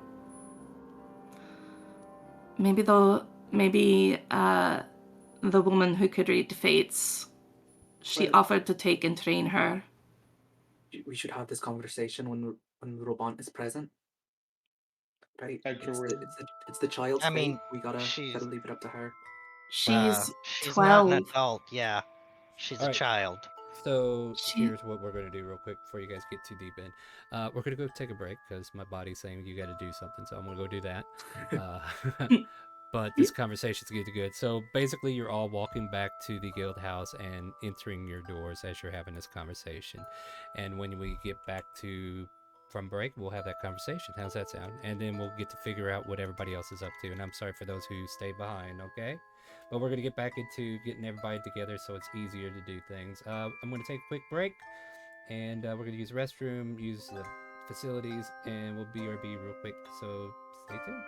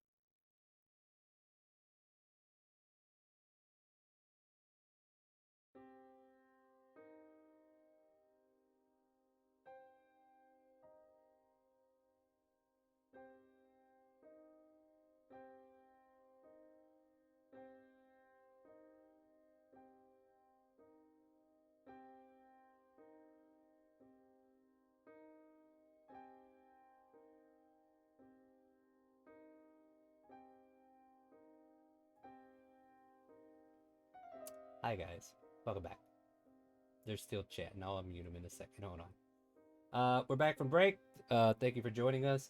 Exclamation mark help in Twitch chat if you've been enjoying the stream so far and you would like to play with some of these fine individuals. We do play D&D every Friday night at 6 p.m. Central. This is our open RP. Exclamation mark help in Twitch chat. There you go. Thank you, Ren. With that being said, though, make sure you watch the video if you do join. I mean, I made a video about it. Might as well watch it, right? All right. So let's get back into it then, right? You guys managed to bring Robot back to the guild hall where the rest of your allies have been awoken. And I think at the same time, Felix falls in behind you guys to join you. And I don't think NG is here to tell us about his character just yet, is he? Didn't think so. All right, so we'll continue. Thank goodness. We still have a guild hall to come back to. Yes, you do. So everybody go ahead and pile yourselves at the front of the guild hall so we can make sense of everything, if you would. If you're in the scene. If you're not in the scene, well, I don't know what to tell you. We're going to be up here if you guys want to join in on the scene. Robot was being carried by whom? Bear. I would carry her. Probably since- Bear. Bear. Oh, Bear okay. probably sounds like a better option, actually. So then Not the nothing happened while everyone was away to those who stayed behind? Well, that with depends. The whole That's a good 3 question. No, that- torches lit in my bedroom. That's a good. Well, that is a good question. Hold on, you just reminded me. Hold on. Yeah, that's why I said, oh, Big thank bag, goodness man. we still have a guild house to come back to. Oh shit. Oh, about that. I swear, if you burn down my room, I mean, yours would probably be the second one to burn. I know. Oh man. But Actually, also, all I right, all had right, all right. told you. We have Harnold, Flameheart, and Grosk who stay behind, right? And, Emanon. And Emanon. Perception checks from those who are available. And somebody needs to mute their mic. I'm hearing somebody in the background. Micro, it's coming from you, buddy. I'm tearing that whole section of drywall out. Is Pull it, that's crap NG, chase isn't it, kill it. All right. Let me put him in AFK for now. All right, Harnold, you smell smoke. Oh. Yeah. Dinner's ready. Not that kind of smoke. Oh, okay. As you come out, you can see a small black cloud billowing out of this room right here. Shit. Who did this? I'm just gonna start running. Yeah, yes. Fire! Probably. I don't know, I didn't check. Well, and this guy seems to be AFK at the moment. He's still unconscious. Yeah, the fire got to him already. The smoke got what are you to gonna do, him. Harnold? What are you gonna do? Harnold, Oh, what am I gonna do? Yeah, this place is gonna burn down if you don't do something. What are you gonna do? I don't have a... Yeah? What do you got? What do you got? I'd like to panic. You're already doing it. Can I panic harder? Because I can't do much.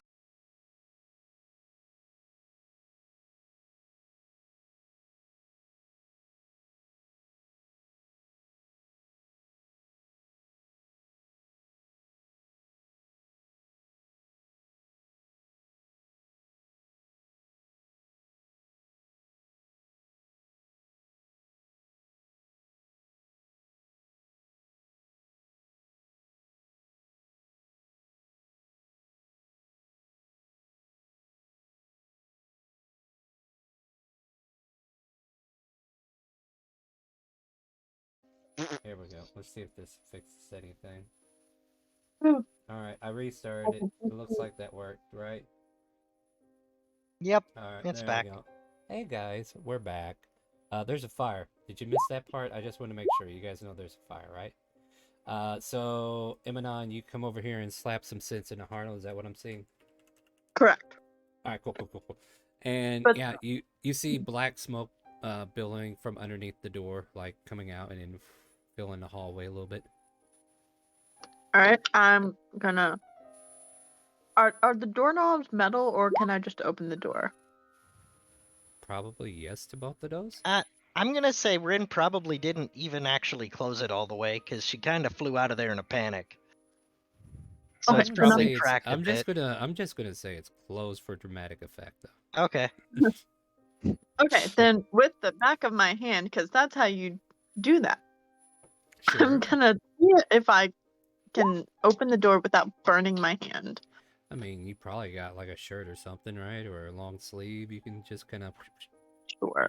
Yeah, sure. Anyways, So I open the some- door. Yeah, the door opens and you see where one of the torches, well, two of them are still lit, right? And this one torch fell over, and you can just see the floorboard next to that right side bed over here starting to catch fire. Like, it's not super big at the moment, but if it was left unattended much longer than you allowed it, well, it's still burning. So there's like a small hole starting to form in that floor over there. Stompy stompy dance all over the. Also dumping my my water Whatever it takes to bag put it out, right? portion thing. Yes. What would be a good check for this? Athletics Performance? or Performance. acrobatics? No, like you're not trying to impress anybody here. Survival. Trying to impress survival the is fire. actually the survival sounds good. You can go survival, athletics, or acrobatics. That was a good choice too. Survival 13. Look, DC's not too high, right? Because it was small. And with 13, you're able to snuff the flames out before it gets worse. However, there are still two more tiki torch-like torches in the middle of this room that you Oh can no, easily. those are Yeah. also gonna go out. Yeah. Okay, cool. So Emanon secures this room, and Harnold, you can breathe easy knowing that somebody else is more aware of what to do instead of you. Amanon can eat fire, good for God's sake. As a warlock, I need to know how to handle fire because I tend to send it to places. I'm gonna skedaddle. There should only be one track playing, guys. I'll double check real quick, though.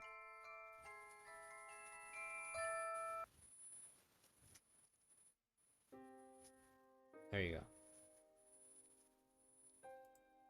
Yeah, all right. So, go ahead and finish your thought there, Emanon. So, like, you put this fire out. You're taking the torches out, right? And you can hear commotion in the front area where everybody's kind of like barging back in after getting robot. So, like, you guys hear everybody entering back in at this point. I'm gonna go up there to yell at Ren. Okay, so like a plan. It was Ren, right? Yeah, no, it was. It was 100% Rin's Ren. room, yeah. Yeah, Yes. you I'm gonna caught this go yell cat. You caught this cat red-handed. Ren. Uh-oh. What? Felix takes a step back. Do you want us to have a guild house? What are you talking about? Ren 100% doesn't even remember any of that. You Has left no idea what you're talking at about. least 3 torches burning in your room, and it almost burnt down your room, and then consequently the guild house. Well, how did the torches burn the house? They were burning themselves. They were standing up.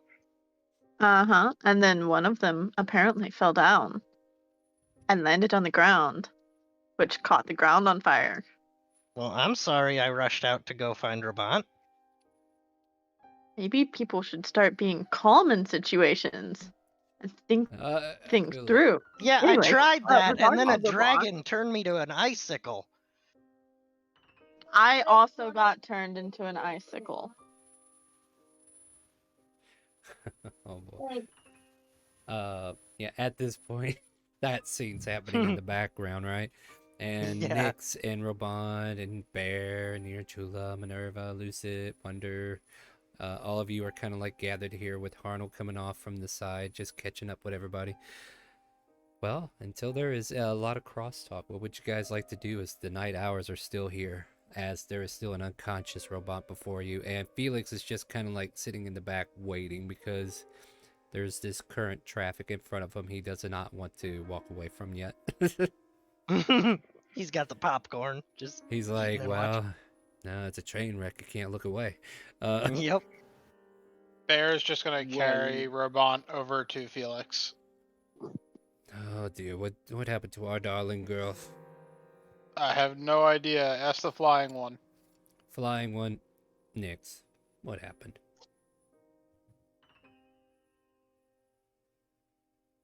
Thank you for the explanation. Nix, you're muted, Phil. Yeah, you're muted. Are you there? Nix? Oh no. Sorry. Welcome back. We found her at the brewery. She was trying to assassinate Jefferson. I was about to say she's a little young to be drinking, but the assassination part does sound very troublesome.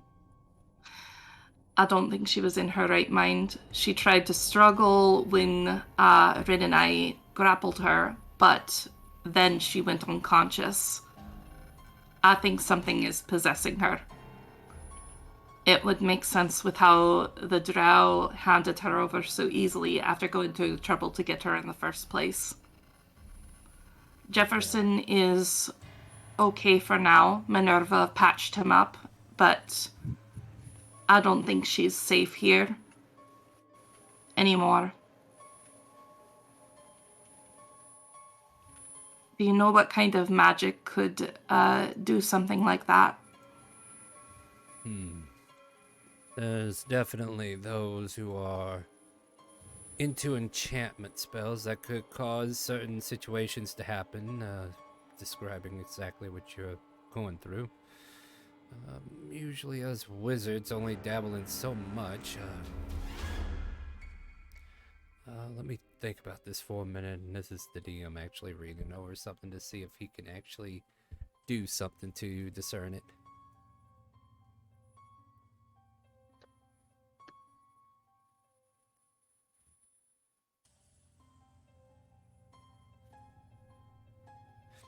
So there's one more thing I need to look up, but he is currently like going through his spell book. So as you kind of like see him doing some research on hand, you guys can continue to talk as he's just kind of like listening. Just let me. Go ahead. You know, I think I heard of this once before, where people take others and turn them to normal, but in the back of their heads they have like a activation words. I think they were called cicadas. What? Sounds like an insect to me. That sounds like a made-up word. They're like loud crickets in Timor, Eastern Timor, to be precise. At any rate, Felix pulls out a pearl and then smacks it on Robant's head. Well, doesn't smack it, but places it on Robant's head. Schmack! I need a minute here to discern. But yeah, unless you guys do it. Conscious. Yeah. So, yeah, good thing she's unconscious. She's out for another 2 hours, guys. Felix just kind of like takes a moment and he casts the Identify spell on Robant. And as he gets to the end of the spell and it officially cast, his eyes grow wide and he's like, yes, I see. All right. Let's see here.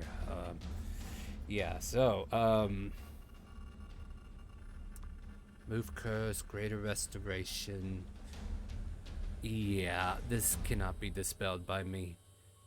We need a cleric who can remove curse or cast greater restoration. She has a Gaius placed upon her. Ah, great. What's a Gaius? It's an enchantment spell where, well, some of them call it Gaius or Giaz or whichever, but I call it Gaius because it's full of it, whatever. The caster can give her instructions, and if she does not follow through with these instructions, kind of like a person who's been given a command to carry out whenever it's convenient, if you would. They're technically charmed, and whenever the order is given and they act against it, they can receive personal harm. Seeing how malleable Robant is, she obviously was not able to resist this spell's overtaking her facilities, and whatever it was, I'm assuming it's assassinate Jefferson when an opportunity arose, and that's apparently what she did tonight. Well, hopefully he won't be making a personal visit to the guild house. Jefferson comes crawling. I gotta. No, I'm just kidding. God damn it! Yes, we're all back in the lobby area, Grosk, if you want to jump in here. Sorry about that. No. So Felix kind of like nods and delivers this information, making sure everybody hears him. So she's still under this guise or guise or whatever you want to call it, unless somebody knows remove curse or greater restoration. Why Minerva doesn't she feels just a get little bit of angry and pressure on herself. Sorry, one at a time. Was Do that you think- Grusk I heard? No. Oh, who was the other gruff voice? that was Lucid. Not Lucid, but the one after that. That was talking under Oh, him. that was Minerva. Oh, Minerva, go ahead. Yeah, I'm still discerning your voices, guys. With that comment, Minerva feels a little bit of pressure on herself and says, I'm not strong enough to do that. I would need to be far more in touch with my faith. I understand. Could perhaps, could you cast, it feels horrible to say, but could you cast another Gias to override the first one? That's not how that works, no. And I would never want to mess with anyone in such a way. It's selfish of a caster. Yes, you're right. Besides, if she resists what I say and does not do what I say compared to what the other one says, she's going to take some severe psychic damage. It would literally tear her poor little mind up, and she's already been through enough. So, disobeying my command would disobey the other command, so she'd be taking damage from both fronts. Basically, they would both take effect. What are the hours on the churches here? I'm pretty sure, who was it? Siver? He's, I mean, you could go knock on his door now, but I think this matter can wait till morning. Probably be better to approach him in the morning. He's, not very approachable. To be fair, he's not really approachable at all. He's a grouchy old dwarf who doesn't know his own place in the world, but he is the local cleric here. If you, do not A have man the after means. my own heart. So forth, so on.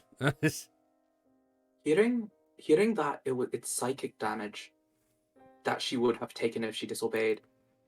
Can Minerva do one more check to make sure, like, her head and brain are okay, and that's why she did it? Like, that's not why she passed out?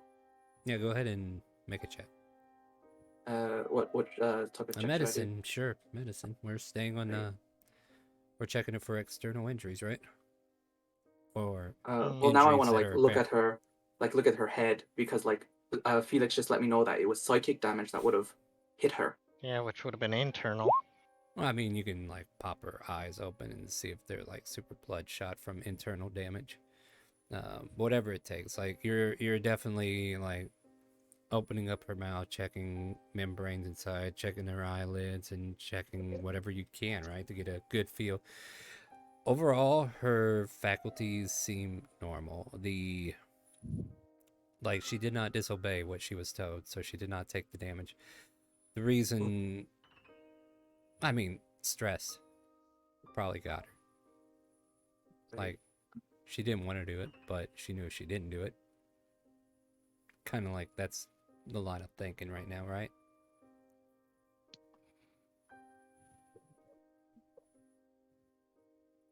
Well, since nothing's happening until morning, Rin's gonna head to her bedroom, look at the burnt floorboard, go, huh, and then just promptly pass the fuck out because it has been stressful today. It has been a stressful day. Bear lifts his hammer as high up as he can without hitting the ceiling, and just looks around at everybody and stares menacingly. Says, "Listen, the next person to wake me up tonight is gonna get their head bashed in," and then goes to bed. Okay. Well, I would hate to wake him up. All this talk of assassination, and may I roll a history check? Sure. This has Felix some- also offers to stay and keep watch over Roban until you guys see Sivir. What are I you guess I trying to remember discern? some. What are you trying to Well, discern? Wonder had a very particular assassination mission with a certain fairy. He was with his old party. Oh, was that so, Nix? Is that right? It is true. Partners in crimes have been restored to links, at least with one of you. Wonder's gonna suddenly freeze and look for Nix. The quick both expression. Depending on how much you let me remember. I got only one question. Right before you ask that question and I give answers to everything, Minerva, your microphone is doing Morse code. Can you help me out here? Oh, I'm so sorry. Yeah, what's it saying? Thank you. Oh, so apparently you two kind of worked on a little backstory, right? Is that what I'm hearing? Yes. And what is the relation of the assassination? Like, who did it? At least, who do you think did it? And I'll see if I can give you information that requires you to fit in this world, or is it even in this world? Is it in the Feywild? Is it here? Where's it at? Particularly, you want to tell him strange? Good. Sorry, a little louder. I can't hear you, go. Or Wonder. Oh, it's strange explained could see the better description of it. Oh, okay. That's what you said. All right. Sorry, I didn't hear that. So, Wonder, what you remember is that Nyx approached you years ago because she had an assassination mission outside of the Feywild, and for some reason, you had information about either the area or the target in question, and you remember the two of you, along with others, working together to carry out this mission. Right, Is that okay, Star? There wasn't a set party, right? Well, here's the thing. Like, you think it was yours, but the not the Feywild, but even that has its own tricks and nicks to it. But the timeline of when it happened is lost at the moment. But you do get the information that you did try to help this individual in a past program memory that you resurfaced. And Wonder's just gonna start staring at Nyx. With that memory. There are heavy eyes on you, Nyx, for no reason at all. Nyx kind of glances at Wonder, and then back to Robont, and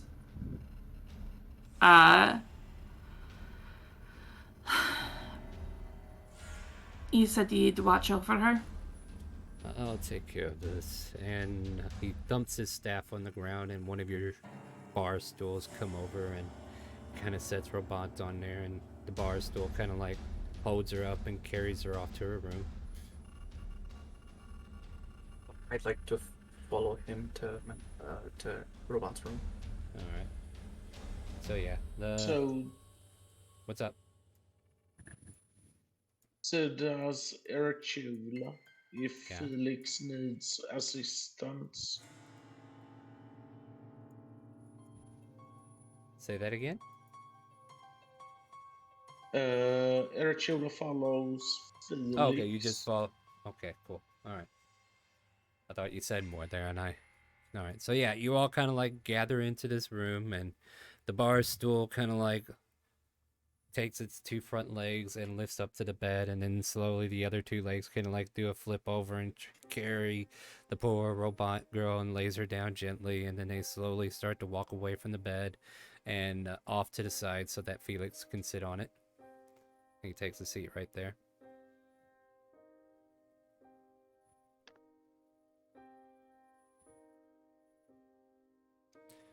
Well, I've got this watch if you guys want to get some sleep. I know you've all been through a lot.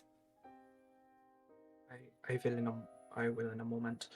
And then Minerva, last session she went around lighting these single incense sticks for people to give them peace of mind. But this time, she's going to take out her whole sensor and light like hand prepared incense and begin just kneeling on the bedside and trying to pray. And if you don't mind, could I make a history check? What is the relevance of it? I'm just trying to, because of all my memories have been gone, I sort of blame that for my lack of faith. So I'm just trying to even remember my god's name. All right. Yeah. Give me history or religion. Your choice. I think they're the same.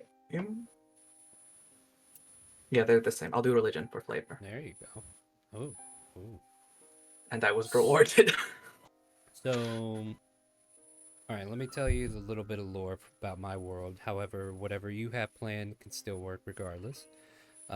This world, Elsperia, worships the elements and the gods and goddesses that relate to it.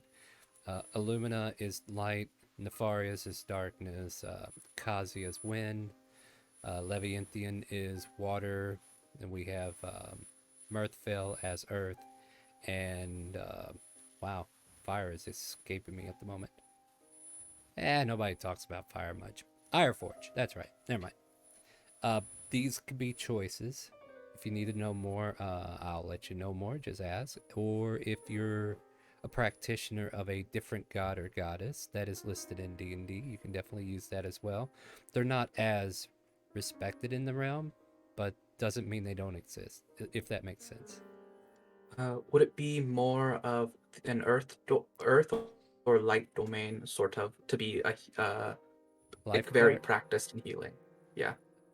Most life clerics can stem from both the wind and light.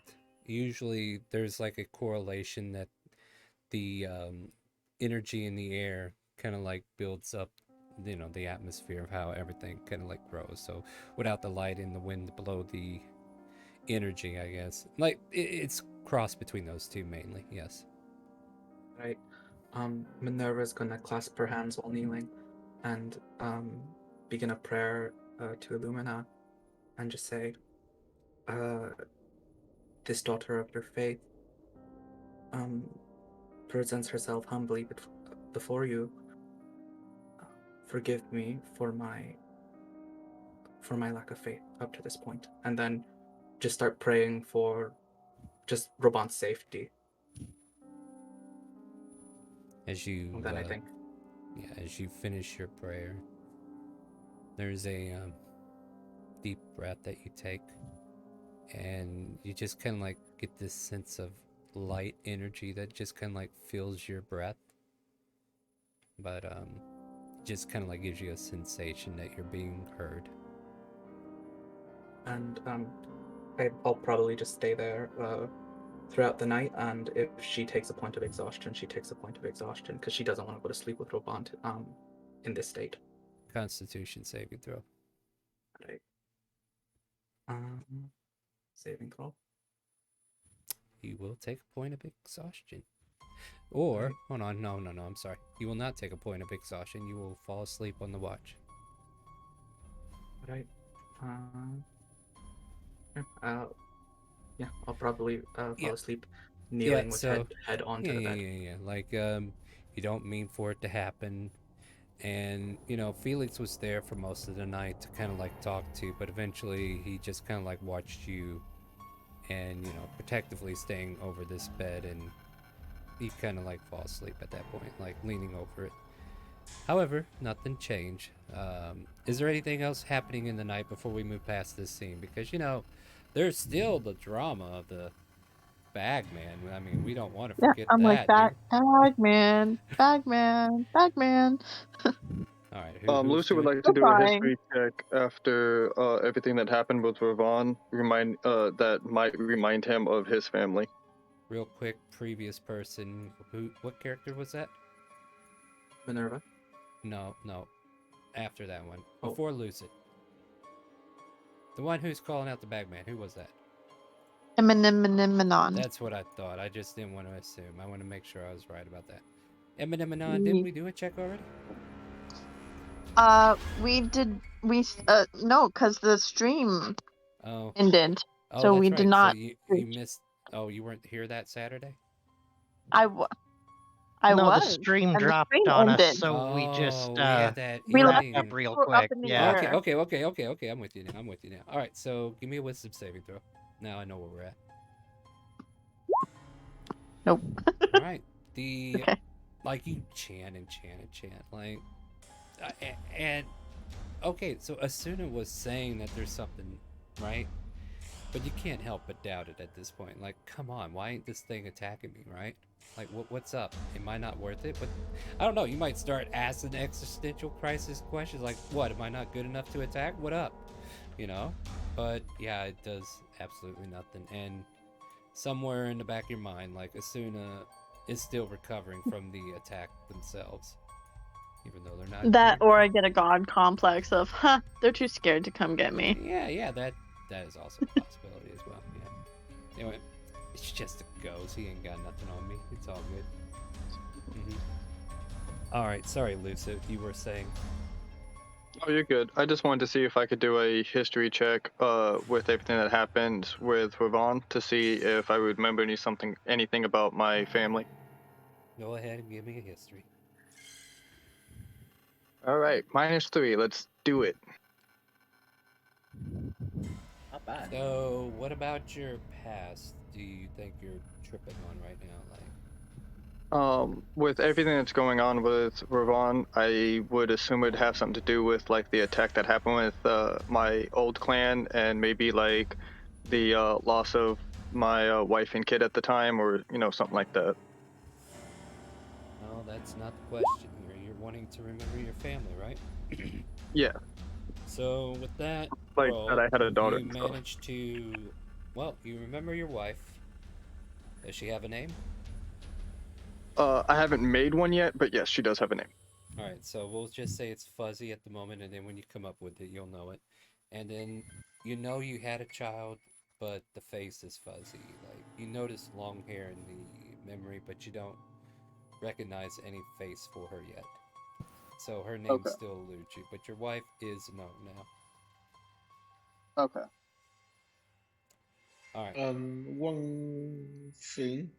Hey Do guys, I how's it need going? to make a?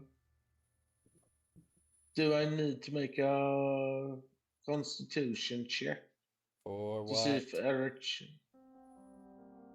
To see if Eric can stay up. You're doing the same thing? Wow, what a leader of men. And sorry, Angie, you were not forgotten. I just haven't heard you do anything yet. Make that check. You do manage to stay up, and you do suffer a point of exhaustion. Okay.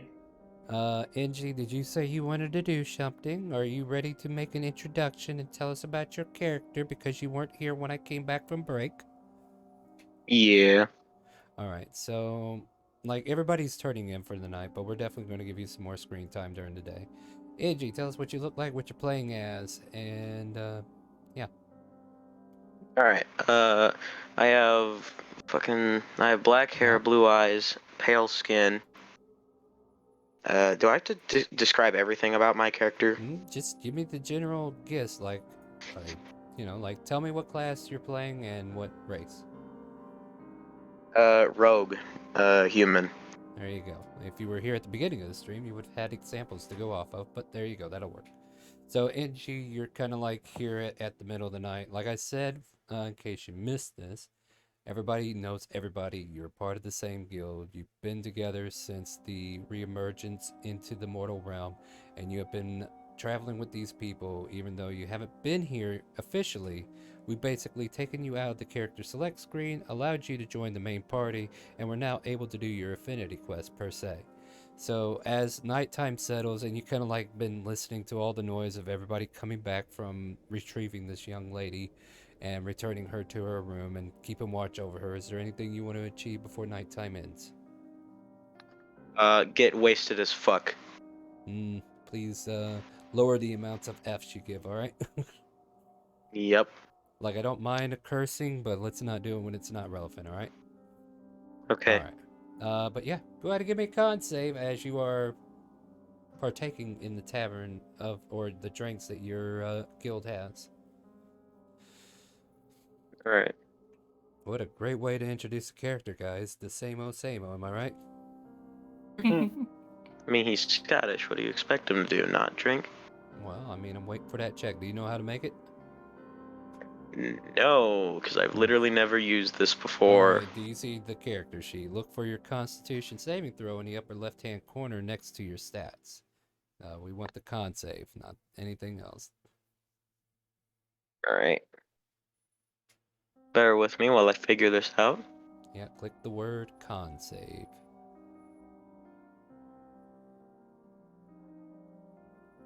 Where is that at? B-Dub can re-roll that first level 1. Only have to do that. There you go. Congrats.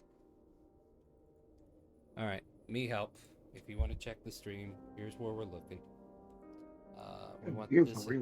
You click the word Constitution right there, where that 3 is, unchecked. Just click the word Constitution. Oh, I see it. Yeah, every word is a link in this character sheet, and it will do stuff for you. There you go. You managed to fail profusely twice. So, guess what happens? You watch as all these people rush in, and then you just take a big old gulp of liquor and fall flat to your face on the table. You spend the rest of your night head down on the table. Well, guys, unless there's any other nighttime shenanigans I can go over. I wonder who's gonna speak up. So, Nix, I would like to speak with you. In private, please. Nix is gonna give a bit of a confused look. Alright, sure. Would lead the way. And Wonder's gonna lead her off into this hall real quick. Sure. What's going on? Wonder's gonna be expecting their kitten. And say, well, I remembered something. And it had you in it. Wait. Like... like from before we met Felix? Yes, from before we met Felix. Her eyes go kind of wide. What did you remember? But you came to me and, well, I think they were my party. I don't know. But you were asking about information about an assassination that you were sent to do. Because apparently we all had it. Can I roll a history check for this? Sure, you have been introduced to information that you are pondering at the moment. Is history the best check you can think to make for it? I mean, it's not great because she's not proficient. But I was just thinking if it was a relevant skill that relates to the same memory. But, she could like maybe stealth. Like that might be or sleight of hand would be a relevant skill. Those would be better. Stealth would be more relevant because you need to be sneaky to sneak up on someone. So I'll go with stealth. Make a stealth check, as it were. Alright, so as you think about your skills and how you apply them, the memory of fading to the shadows, I don't even know. Did you guys manage to clip this target, or was this target the reason you ended up in the bleed? No, we did manage to eliminate the target. Alright. So for this, I will say, like, the information you have now is relevant to the point to where, you know, there were other people, but there's still phase from your memory, but the memory of Nyx being there, or not Nyx, Wonder being there, appears, and you kind of like start connecting dots that you guys were on a mission to deal with a target. I'm still going to say the target's unknown because it's just more fun that way, maybe. Yeah. And maybe something in the future will actually lead up to a arc. Who knows? Ooh. So we'll kind of like leave that open. And we don't even know if we actually got the target. So I'm going to leave that blank too. I remember you. I came to you for information because I wasn't from this plane, or I wasn't from the plane that you were in. I was from somewhere else. Fairy, I think. I remember you helping me. That sounds about right to my connection of memories as well. Huh. Anything. It's wonderful that fate decided to let us meet again. I guess so. I'm sorry. I didn't expect something like this. I don't think either of us expected it. Can I give you guys another memory real quick? Sure. You remember a camping scenario, you know, like adventurers go camping, especially when they're going from place to place, right? And whenever the two of you were camping out, this is like the first time you remember entering the ethereal bleed because it spawned right on top of your camp and took the two of you instantly. The rest of your party, they somehow were not affected, but the two of you just were taken in by it.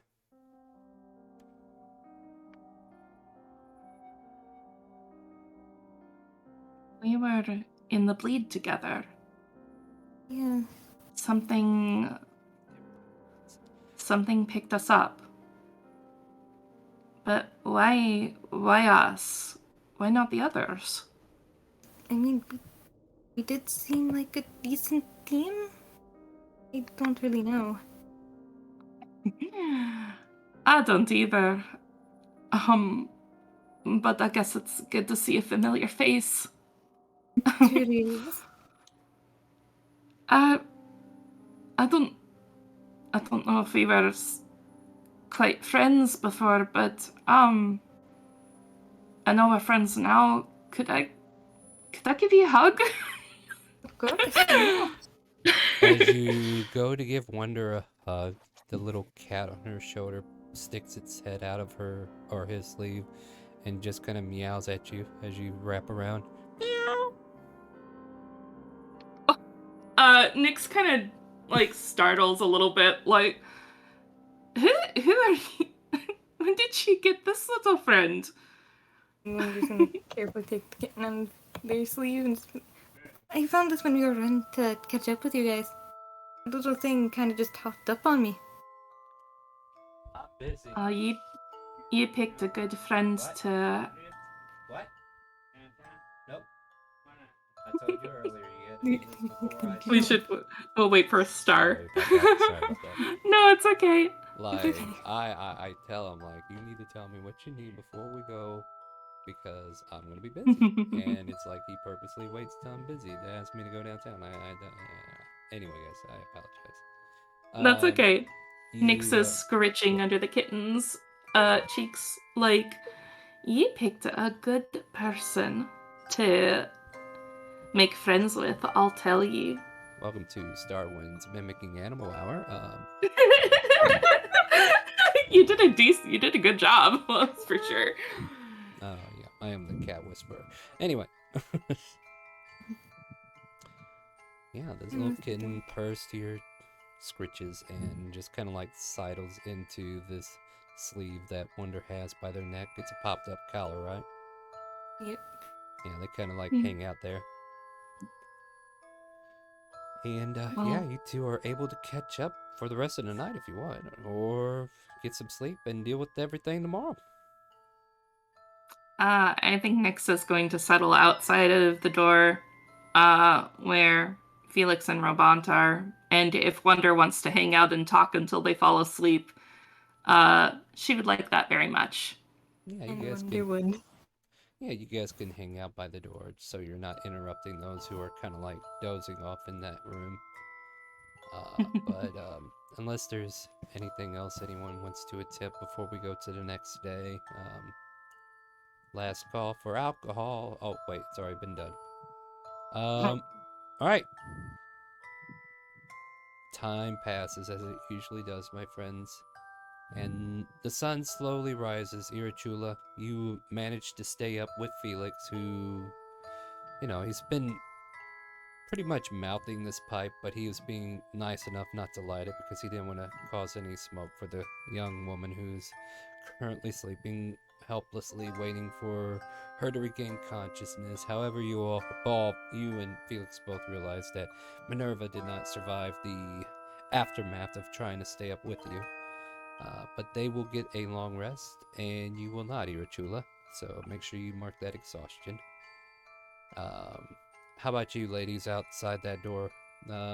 Wonder's probably immune, but did Nyx kind of like get caught up and just stay up the entire time, or do you think Nyx would have passed out eventually? Nyx would have fallen asleep. Okay, then I will not penalize you. So as soon as the two of you finish your catching up and powering down mode happens and Nyx kind of like settles in, maybe the kitten just kind of like wanders around through the middle of the night using both of you for pillows. What's up? Is there? Sorry, I'm a little bit new to Roll20. Is there a quick way to do a long rest, or should I just reset things manually? You just reset things manually. Yep. Alright, thanks. It would be nice if they had something like that. I think They actually do. Yeah, They do. I think. Well, I probably If you go to your gear, there's a thing where it's like long rest. There's a lot thing that go to the gear. If you scroll down in the general options, there is short and long rest, and they give you buttons to do it immediately. Oh, It's how about the that? last option. Yeah. Let me see. I don't see it anywhere. I never used them, but then again, I'm never a player, so I never worry about it. So in the top right box with the global save, global skill, etc. In that list, the very bottom is short, long rests. Well, look at there, guys. Even the DM learned stuff. I mean, this was implemented, I think, like 3 months ago. So yeah, it also has exhaustion tracking off by default, Oh, apparently. well then, hey, you could turn that on and keep track of your exhaustion, Irachula. Well, here, let me just turn that on my end so we can see what this new character sheet looks like. So, yeah. The resources tab, you can then apply if those resources recharge on short rest or long rests. Nice. All right. And ammo tracking. Well, ammo tracking I already knew about. Ammo tracking is dependent on the API of the DM. There's the exhaustion, there's the short rest, there's the long rest. All right, cool. Thank you, guys. That was informative, because I ain't gonna lie, like, if they implemented something, I don't know. So that's neat. Now that I know, everybody else will get to know. So there you go. Nice. All right, guys. So yeah, you can do it with the button now that you asked. Now you know. Yeah, they also implemented using hit die for short rests if you press that button. Nice. All right, my friends. Well, here's the good news. You get a long rest unless you're Irachula and Felix, but Felix was already rested, so it's all good. And I guess the morning kind of starts where Robant seems to be waking up, but she has a terrible migraine, and it kind of catches you off guard, Minerva, as you kind of like feel movement from your hands with the sheet, and this loud little sharp, or actually a sharp little grunt. And those outside could probably wake up to this noise as well. She's just kind of like grunting in pain, as like she's got a headache or a migraine or something. I mean, she didn't take any psychic damage, but like the exhaustion from what she did got her. Sorry? As this jolts me awake along with her, I'm going to sort of advance onto the bed and like sort of cup her face between my two hands, and just like turn her head side to side and like, "Are you all right, dear? Oh, you have no idea how much of a scare you put into us last night." I did something bad. Alright. I'm gonna pull her into an embrace and says, "It's all right, dear. We're gonna find this. We're gonna figure this out with you. All right? It's all right." We were there with you. It was a dream, right? That was a dream, right? Oh, darling, and I'm gonna tighten the hug. Okay. Nyx is going to very gently rub Robant's shoulder and back. It's all right. We were there to help you. And Jefferson is fine. Minerva fixed him up. and we're going to take you somewhere to get some help, all right? Yes, if you're all ready, as Felix kind of like chimes in. I'll do introductions for you as best I can. As I said, Sivir is a bit of a grouch, but his heart's in the right place.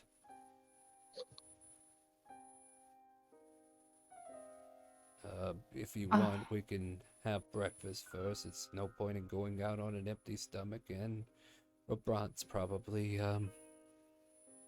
and Robant kind of like shakes her head no.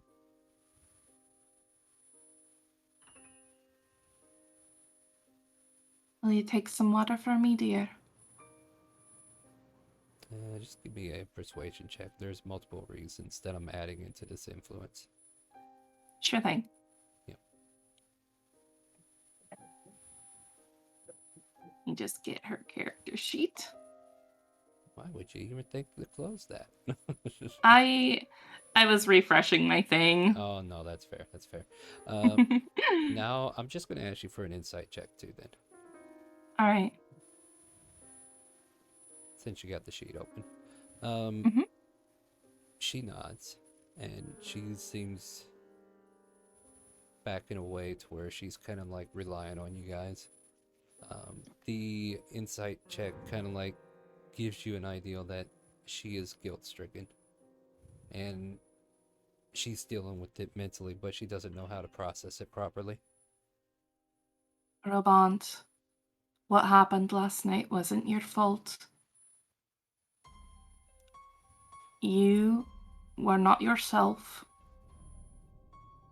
and we're going to fix it, okay? But you're not guilty of anything. And Jefferson is okay. No one is hurt. You know, I never thought to take that spell, but it would be useful if I had it. Oh well. And Felix stands up. And wouldn't happen to have a calm emotion or anything over there, would you? Kind of looking over to Minerva. Fortunately, my faith has been shaken. Still time to prepare your spells. I don't think I can learn calm emotions. Isn't that a general? I think it's a level 3 spell. Yeah, I thought it was Is a it third higher level up? spell. Oh, I don't. Yeah, think it's a level that 3 spell. Next, Okay, we'll then try that and. No, it's Nope, not. it's It's a second second level. level. I was like, Oh, wait a is minute. it? No, you should have access to that. I didn't I'm think like, you got third it level till you were doesn't level make 3. sense. Yeah, third level Alright, doesn't I'm make going sense. to re-prepare my spells really quick. Yeah, sure. Go ahead and do that. You just woke up.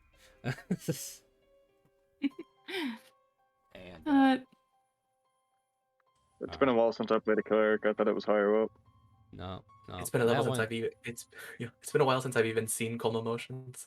Yeah, and then Felix, he just doesn't get access to it anyway. So, like I said, I'm not the healer. I'm not here to emotionally heal your wounds. I could take you to someone who can, for the most part. Breakfast or something. Are you guys hungry? What about the rest of you? No, look, just me. I think Robant should eat something when she's feeling a little bit better. Well, if you excuse me, he opens up a bag of holding, and all these dishes that he kept at his place start popping out and start flying out into the open and head out the door and go down into the kitchen area as they start fixing themselves into snacks as they carry different arrays of materials to have breakfast. Yeah, this music sounds a little too much for breakfast, right? We made it to the next day. Yay! Yay! Yay, we survived so far. Yay! I passed out drunk last night. Congratulations, you're one of us now. So yeah, Felix, as he makes his way to the open area, NG, you can wake up to the smells of like coffee being brewed eggs and bacon being sizzled and plates being placed on random tables for breakfast as Felix waits for everybody else to kind of like get up and ready themselves for the day. So Felix makes his way to the front room. You guys are welcome to get Robot dressed and ready and then proceed to join him when you're ready. All of you guys can do. Yeah, time to roleplay, guys. What do you want to do? Nyx is just going to be close by Robant and just kind of hugging onto her, trying to soothe her by rubbing her back while Minerva prepares their spells. Minerva will head back to her room after cleaning up her incense and just take a moment to silently prepare her spells. So I'm in my room currently. Yeah. Doesn't take too much time. Like, you know, you just have to do your morning prayers and I'm just fiddling around with it, so I can't really be in the scene right now because I'm looking at spell stuff. All right, that's fair. All right, so yeah, Robot will join you guys if you guys want to head to the front area, so everybody can kind of like start congregating together. Sound good? Yeah, and Nyx will just offer her hand to Robant to kind of help her, since she knows she's in a really distressed state. Right. Yeah, you lead her along, and she takes your hand, and you guys make it over to where Felix has already have bacon being served, and there's all kinds of food stuff for you guys to jump into if you're hungry. And those of you who were managing, you know, like you've been to, like those who remember how things work back at Felix's place, you would remember the animated objects that were kind of like setting up dinner for you guys before. Yeah, he brought them with, and they started making breakfast for you guys. So there you go. Question about Roll20. What's up? Sometimes I see some of you guys like are able to set the path for your person to move on or your token to move on. How do you do that? Because I only know how to just drag my person. Here's to the what place. you do. Here's what you do, right? You left click on your character, right? And then as you move it to a spot, you hit the right button while holding left. Like leave the left button down and you can move it around and then you get a path. And then you just right click where you want the button to go. And then you go flying around the screen like a bat out of hell. Thank you. You're welcome. Yeah, like I said, guys, we are also here to teach people how to use Roll20, so you guys can have D&D games wherever you like. Hopefully here. Repeats the. Sorry, Gross. Repeat the right click, and then you can put anchor points for that. Anyways, I'm off, guys. Later. Have a good night. Night, Gross. Thanks for dropping in. I'm sad the Cucumber didn't make any money tonight. Oh well. Oh, I can fix that real quick here. We'll just make a little bit of money right now. Yeah, just for Grosk, in honor of Grosk's tech support. Yeah. So as everybody is sitting down to eat, Bear comes in with a very large pot of hot chocolate and a tray Gold of for cups levels. and sets it down right in front of on the table where Rabant is, and serves her a cup, and then starts passing out cups to everybody else. 400. Thank you. Yeah, she What's takes he? a cup and tries to offer you a smile, but it's very faint. Can you update my character sheet for that star? Yeah, I can get it for you. I'm pretty sure we're mentally already remembering it anyway. Thank you, Gross. Right. You have a good night, man. Yep, later. Ciao. Nope, don't you interrupt me. I'm busy.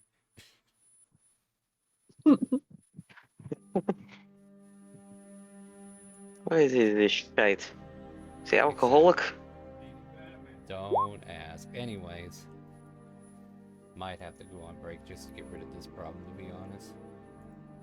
What are we looking at? 8:39. All right, guys. I really wanted to get the church scene out of the way, though, but we'll do that when I get back from break. How's that sound? Okay. So Sounds good. good. Yeah, you guys are able to start enjoying a breakfast, and maybe we can figure out what B-dub is going to be when they get back. When I get back. Maybe. All right. Sounds good. All right, guys. BRB. We'll get back to this in about 5-10 minutes. Use the restroom. Take a break. You know the drill, guys. You know the drill. We'll be right back. I got food arriving right quick anyway. Yeah, there you go. So BRB.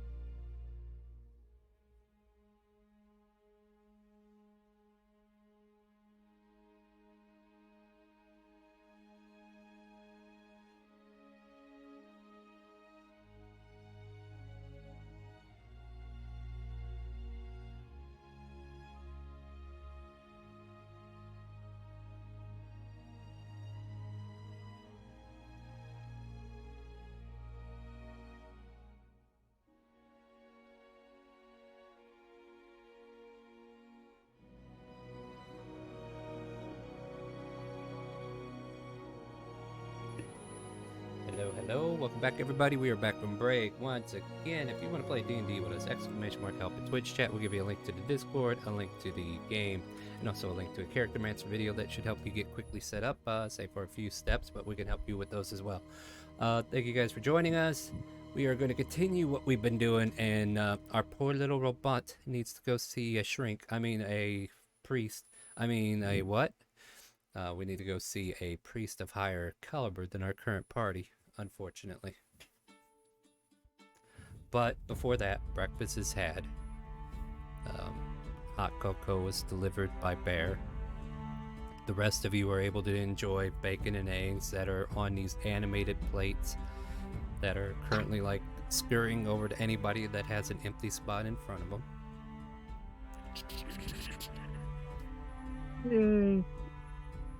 Rin lifts head, waits for plate there, face plants in plate, and starts nomming bacon. The plate starts to giggle. Sleepily. But yes, you are all able to start enjoying your dinner. I'm sorry, or your breakfast.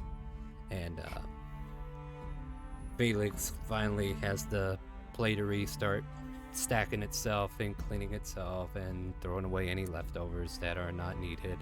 And puts his dishes away and pretty much gathers you all up and says, well, if you're all ready, let's go pay Kazia's disciple a visit, shall we?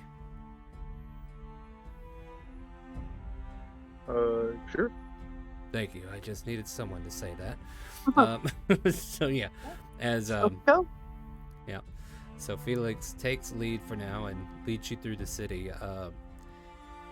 Takes you to the main strip, and the brewery being across from the tavern. If you were to kind of like go towards the weapon and armor shop that's on the main street, just before that, in between some businesses that are in between the tavern and the armory, you can see this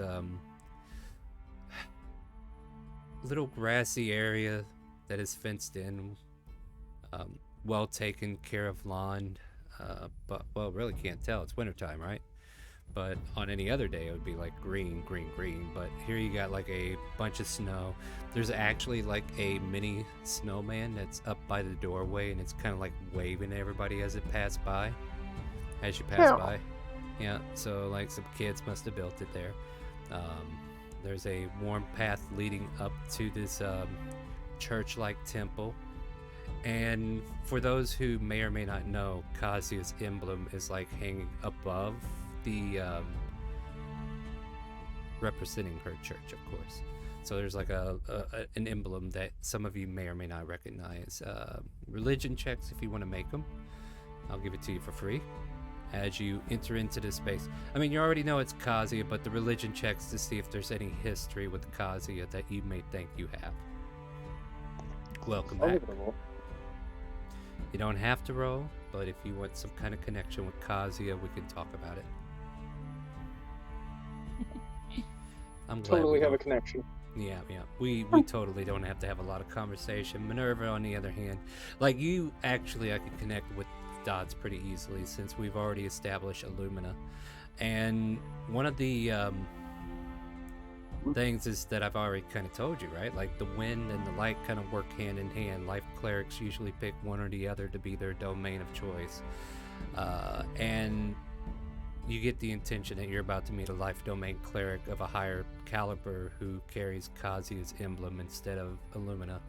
The religion side of it, though, like Kazia and Illumina are definitely allies when it comes to the religion scope of Pathos, if that makes sense. So there's a bit of a kinship between the two of you. There's no malice or anything like that, if that makes sense. So like the two religions respect each other. Can't have one without the other, basically. Entering in, you can see that the morning is filled with like people cleaning the interior of the temple. There are probably young kids who are kind of like lighting up these candles and placing them at this little pedestal near the front, and the pews are being wiped down, the floors are being swept by others, and you kind of like bring yourself in here with Felix taking the lead, and he just kind of like calls out to no one in particular. Is Father Siver in? Calling him that seems to be... Anyway, yes, Father Siver. And one of the boys nods, and they go get this, they go into like a side room. And it's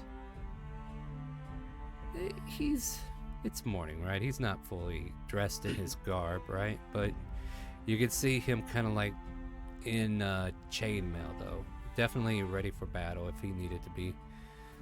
Part of their garb for the church, as it were. A dwarf with balding head, graying with red strands going through his beard, and eyes that kind of like narrow as he looks at you. And he just kind of like stares over to Felix and goes, Felix, it has been a long time since I have seen you. What in the nine hells brings you back here? I never expected you to use that talk with me, but Silver, I got some folks I would like to introduce you to. Oh, here for the proper and gents. I've got it. Hello, my name is Silver, disciple to her faithful Kazia. How may I be of service to you? And Felix in turns just kind of like points around. We have Nyx. Good to meet you. That's Wonder. Lovely to meet you. This is Minerva. The Statue of Life greets a fellow arbiter. Warm winds to you. That is Bear.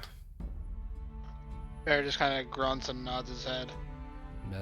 That over there is Ren. Oh, hi. Ear Rubbing her Chula. eyes. Yeah. Hello. Did Inji come with?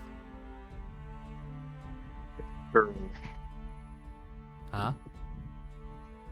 Sure. Okay. Inji, I believe his name was. Yep, that's right, laddie. Eminon and Lucid and Harnell, did you guys come as well? Yes. I did. Yes. Alright. That's Eminon. Pleasure. That's Lucid. You're kind of a short one. I'm sorry, you trying to make a joke here? Just pointing it out. You know, Wasn't last expecting time this for a I person. pointed out things to people, it was just the truth. And the truth of the matter is that I think you're a little too big for your ego, son. And that one over there is Arnold, just kind of like belaying all that stuff going on. Hi. Yes, hello. Kind of hard to hear you down there. And then we have, does it look like Tiberius has his character ready, right? I do. All right. So for you, I'll allow you to tell us what you look like, what you're playing as, and then you could say hi as well as we introduce Tiberius. Yes, hello everyone. My name is Tiberius Dread. I'm a lawman. I apply the if you can't tell from my character there, I have a certain bust that was made for me in my past. But Yes. you don't remember your past. Don't worry about it. But Just I tell us don't what you- remember. Yeah, So, just tell us what you look like and what you're playing as, because the past does not matter Okay. here. all right. So I am a tabaxi. So that's a tabaxi. yeah, I know. Look a new picture up, but let me know. Yeah, I might, yeah. So, tabby cat looking fur, a little bit of a smug personality. My nose is turned up a little bit at everyone, and but alignment chaotic good, and I am a bard, level 4 bard, College of Lore bard. Nice. And that's Tiberius. As Felix Hello, all. continues to give the intros. This dwarf just kind of like, okay, well, and this young lady kind of like puts his hands on Robant's shoulder and then kind of like guides her forward. Is Robant the reason why we are here? Hello. All right, lass. Pleasure to meet you, all of you. So Felix, why? She here for baptism or something? Oh, no, old friend.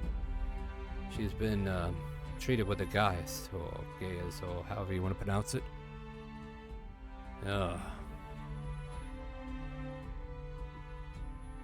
you please help her? Gain +1 weapon. A +1 Tiberius. weapon was given to... Yes.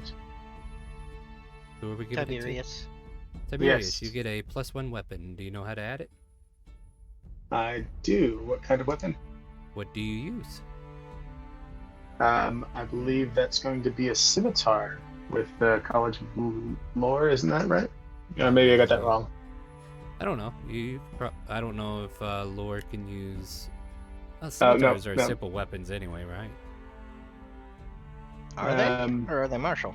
No, that's martial. I was looking at the wrong Were they? college, I think.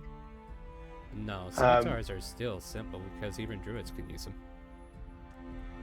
Let me double check. You know, as a bard, I think I might end up going with something ranged. We'll do like No, it's a martial.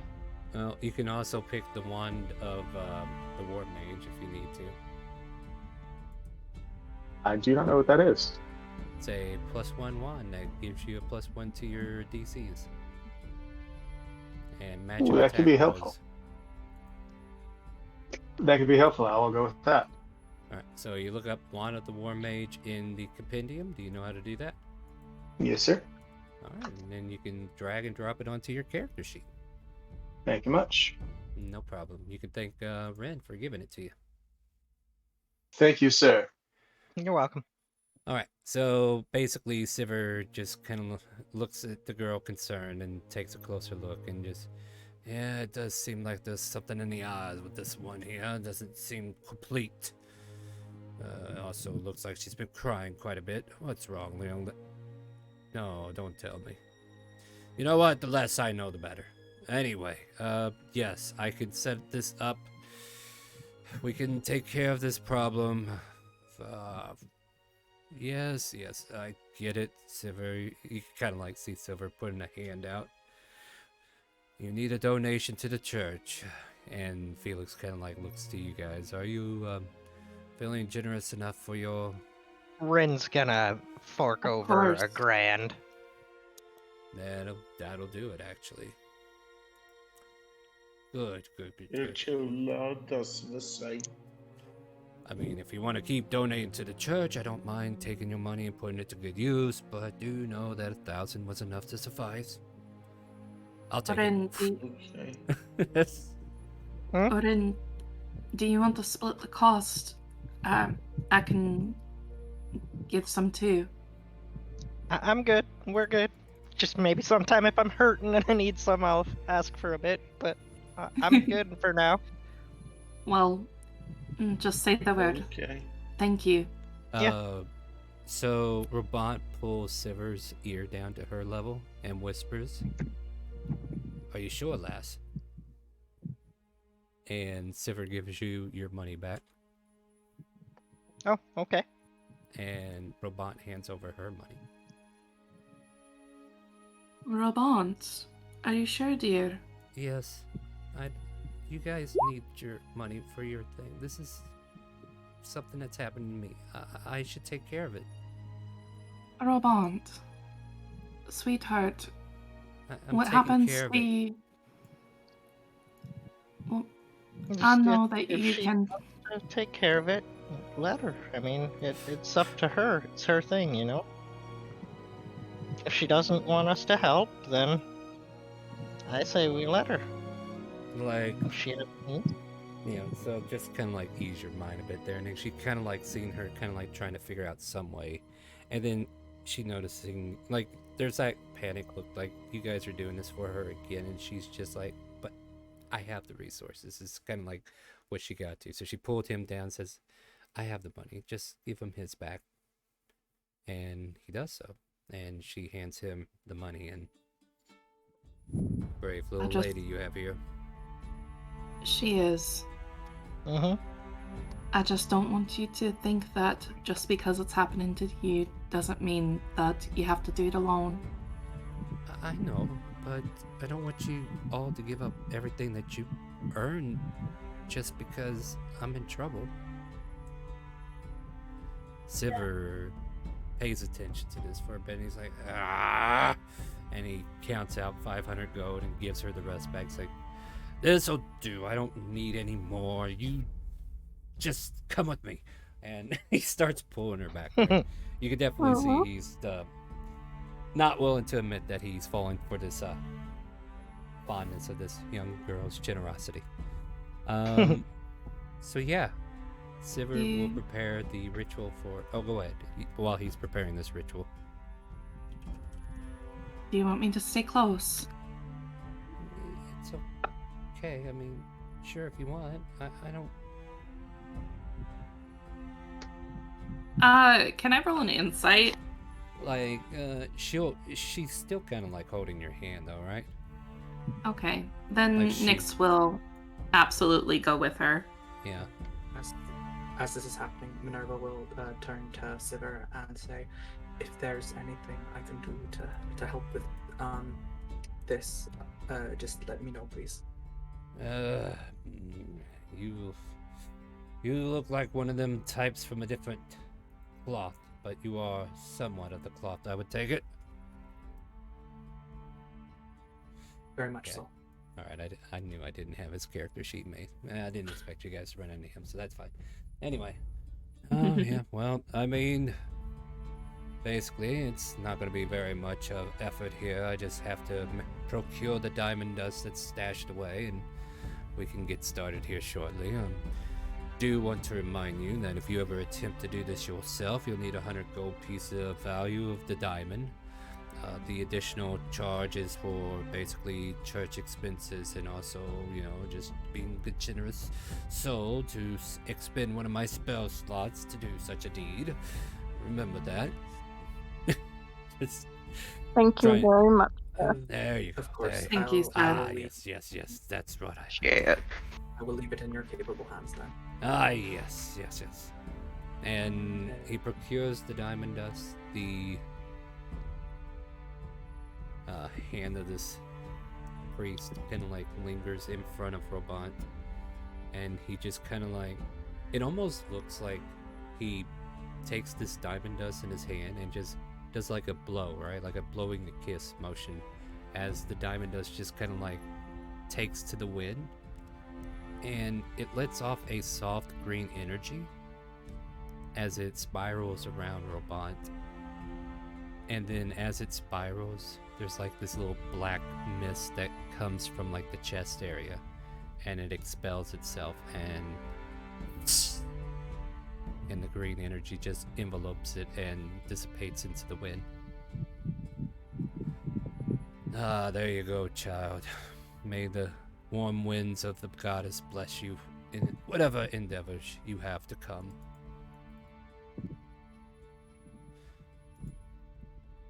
All right, get the hell out of my church.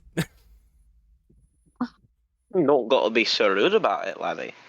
You could say please. Nope.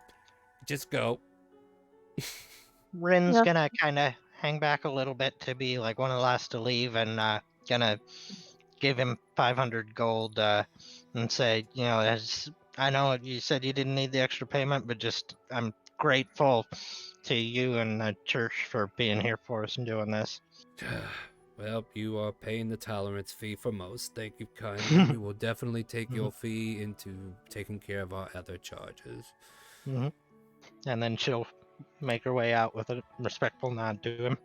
I know there was a conversation piece I was having with Lucid off stream, but the more I think about it, like these children that are currently wandering around cleaning the pews and lighting the candles, you get the sensation, at least all of you do, that they are orphans who have been taken in by the church. Outside the temple, there is an extension that is labeled as an orphanage. So the church does take care of its own and the communities that needs its help. So this is where all the children come that have no mother to take them in. Or father. Or uncle. Or grandfather. Or grandmother. Sorry, just want to make sure everybody's included. Yes. They have no crazy Aunt Azuna to take them in. Oh man, where's the Aunt Azuna when I need her, huh? I know, right? Yeah. Heads up, there's a gibble in Twitch chat if you want to catch it. Can Lucid pull Emanon to the side as we're walking back? All right. I mean, I just told you there were orphans here, but sure. I'm just trying to assist you with the other stuff, but all right, yeah. Oh, I appreciate it. I'm going to work with it. Don't worry. All right, I'm still here for you. What do you got? When I pull them onto the side, I'm gonna ask them, do you think we could do something for these kids? Like maybe get them gifts, or maybe take them to the hall and get them a good meal or something? I mean, sure, there's nothing stopping you from doing that. Yeah, but I wasn't sure if you wanted to be with me when I did something like that. Like maybe we could do it like as a group, just me and you, like make or give the kids some gifts or something like that. Might make things feel better, I guess. So, how many orphans are currently present at this time? Like, how many can we see? There's probably like 6 of them. Oh, okay. Yeah, like 2 of them are lighting candles. 2 of them are going around wiping down the pews, and one of them's off to the side. One of the older ones are like off sweeping and cleaning up the floor and stuff like that. But yeah, they're just kind of like staying busy, doing chores, and taking care of the church as the church takes care of them.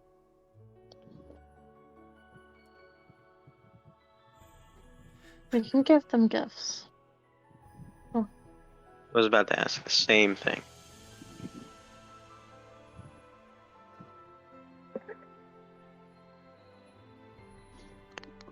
Okay. What kind of gifts do you think children would like? Money. Money. I mean, they are orphans, plus my character can relate. Stay in character and we'll get started. Depending on age, toys. You expect me to give a child a knife? So, how are we? Is the rest of the party part of this, or are you? No, I keeping it pulled quiet? Amon, Alright, Amon off to the side so that we could have it away from the group.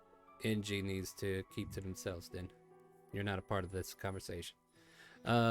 B-Dub, could you change your profile name on Roll20 to your character name using the cogwheel on Roll20 and change your display name? So that I know you're actually here and I need to remember your character's name. It helps me remember your character name and give us a reference. Certainly. Alright, sorry. The 2 of you may continue your conversation. Nobody else is a part of this conversation. Anyways, I had said depending on their age, I'm sure they'd like new toys to play with. I don't know what kind of toys to get them. When I was growing up, all we ever got was weapons and different training and stuff like that. So I don't know what like human kids would get. Well, if you go off of normal growing up, girls usually get dolls and boys usually get like wooden swords, or all of them as a gender neutral could get like a carved toy horse or something like that. Well, what kind of gifts would you like to get them?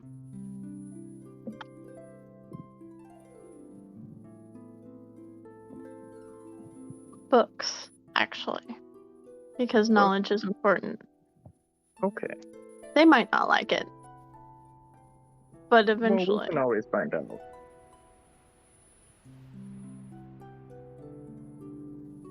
We'll have to visit a library or a bookstore or general store and come back. I'm sure we can find some stuff, yeah. I do have one more question before we follow up with the group. I have questions about Rabant, so I want to know if you still trust them, because last night they were trying to kill somebody or hurt somebody or something like that, and I'm not sure how I feel about them. I mean, the whole reason we came to the church was to fix that because they were being controlled, so I don't really think it was their fault. I still trust them. Okay. Then I will trust your judgment on them. Let's go rejoin the group. Before I rejoin the group, I do want to go back to the jewelsmith that I had paid earlier to make that necklace thing. And see if it's ready. Yeah, that would be over at Sprigget's. Okay. We had wooden teeth made, by the way. Sorry. Yes, when she bought the whole candy store, I had a set of wooden teeth made Yep, for we her. still need to go pick those up. And prepaid for them. Yeah. Now I remember now. Yeah, okay. Oh, goodness. Had to jog the memories there, guys. All right, cool. Yes, any and every object that you've had waiting to be finished should be finished by now. If you've already paid for it, you can go ahead and add it to your inventory. Excellent. I will spare you the Sprigget experience for now. Well, they would probably want to Sprigget wonder when take out the kitten from under the pop's collar and look towards Rin, and then the kitten go, I now know the perfect name for this little thing. What thing? Oh, what would that be? Open up. Pardon me now, your kitten. Oh my Do god, that, please. you found a Find cat, now you know what a cat is. Yes, and I'm naming it Rin Jr. Oh, I'm honored. Oh, so cute. Starts licking its paw. Minerva will briefly question the ethics of that, and then decide it's better left untouched. Rin meows at it. Alright. Oh, Rolbant, have you gotten a chance to meet Rin Jr.? Hold on, I gotta think about her mental state for a moment. That's okay. Yeah, like, that's the thing, like, this greater restoration did wonders for her, but at the same time, she still got this interior guilt. I'll just have her make a wisdom save. Oh, boy. Okay. Straight 20 roll, guys. She's there in the moment, but at the same time, you kind of like had to say, did you want to meet Ren Jr.? And she kind of like looks in that direction, and then she sees it. And it takes like a half second for it to register as she kind of like puts her hand out as if that's what you asked her to do, and she just starts petting it unknowingly. The kitten, though, just kind of like meow and just curls up to her hand, and she just, for a moment, there's a brief smile, but she's still internally fighting with herself. And then I'm just gonna speak up really quick. Also, but you gotta say, Robot.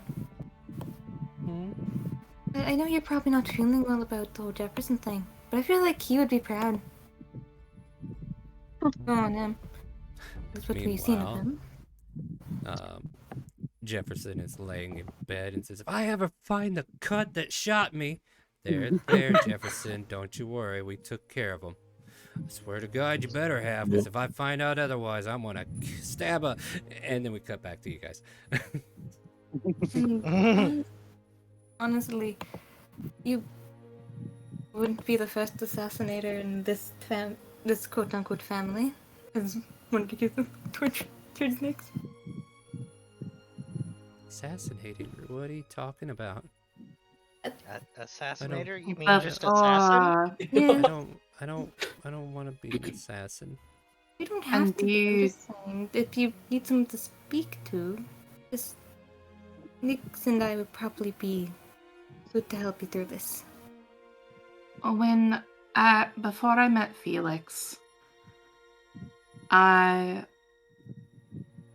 was an assassin and I didn't want to be. Then I don't want That to be much one either. Yeah, she just kind of like takes your candor on it and just says, I don't want to be one either then.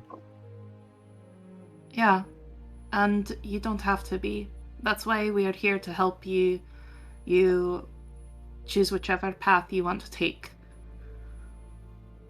And I know that you feel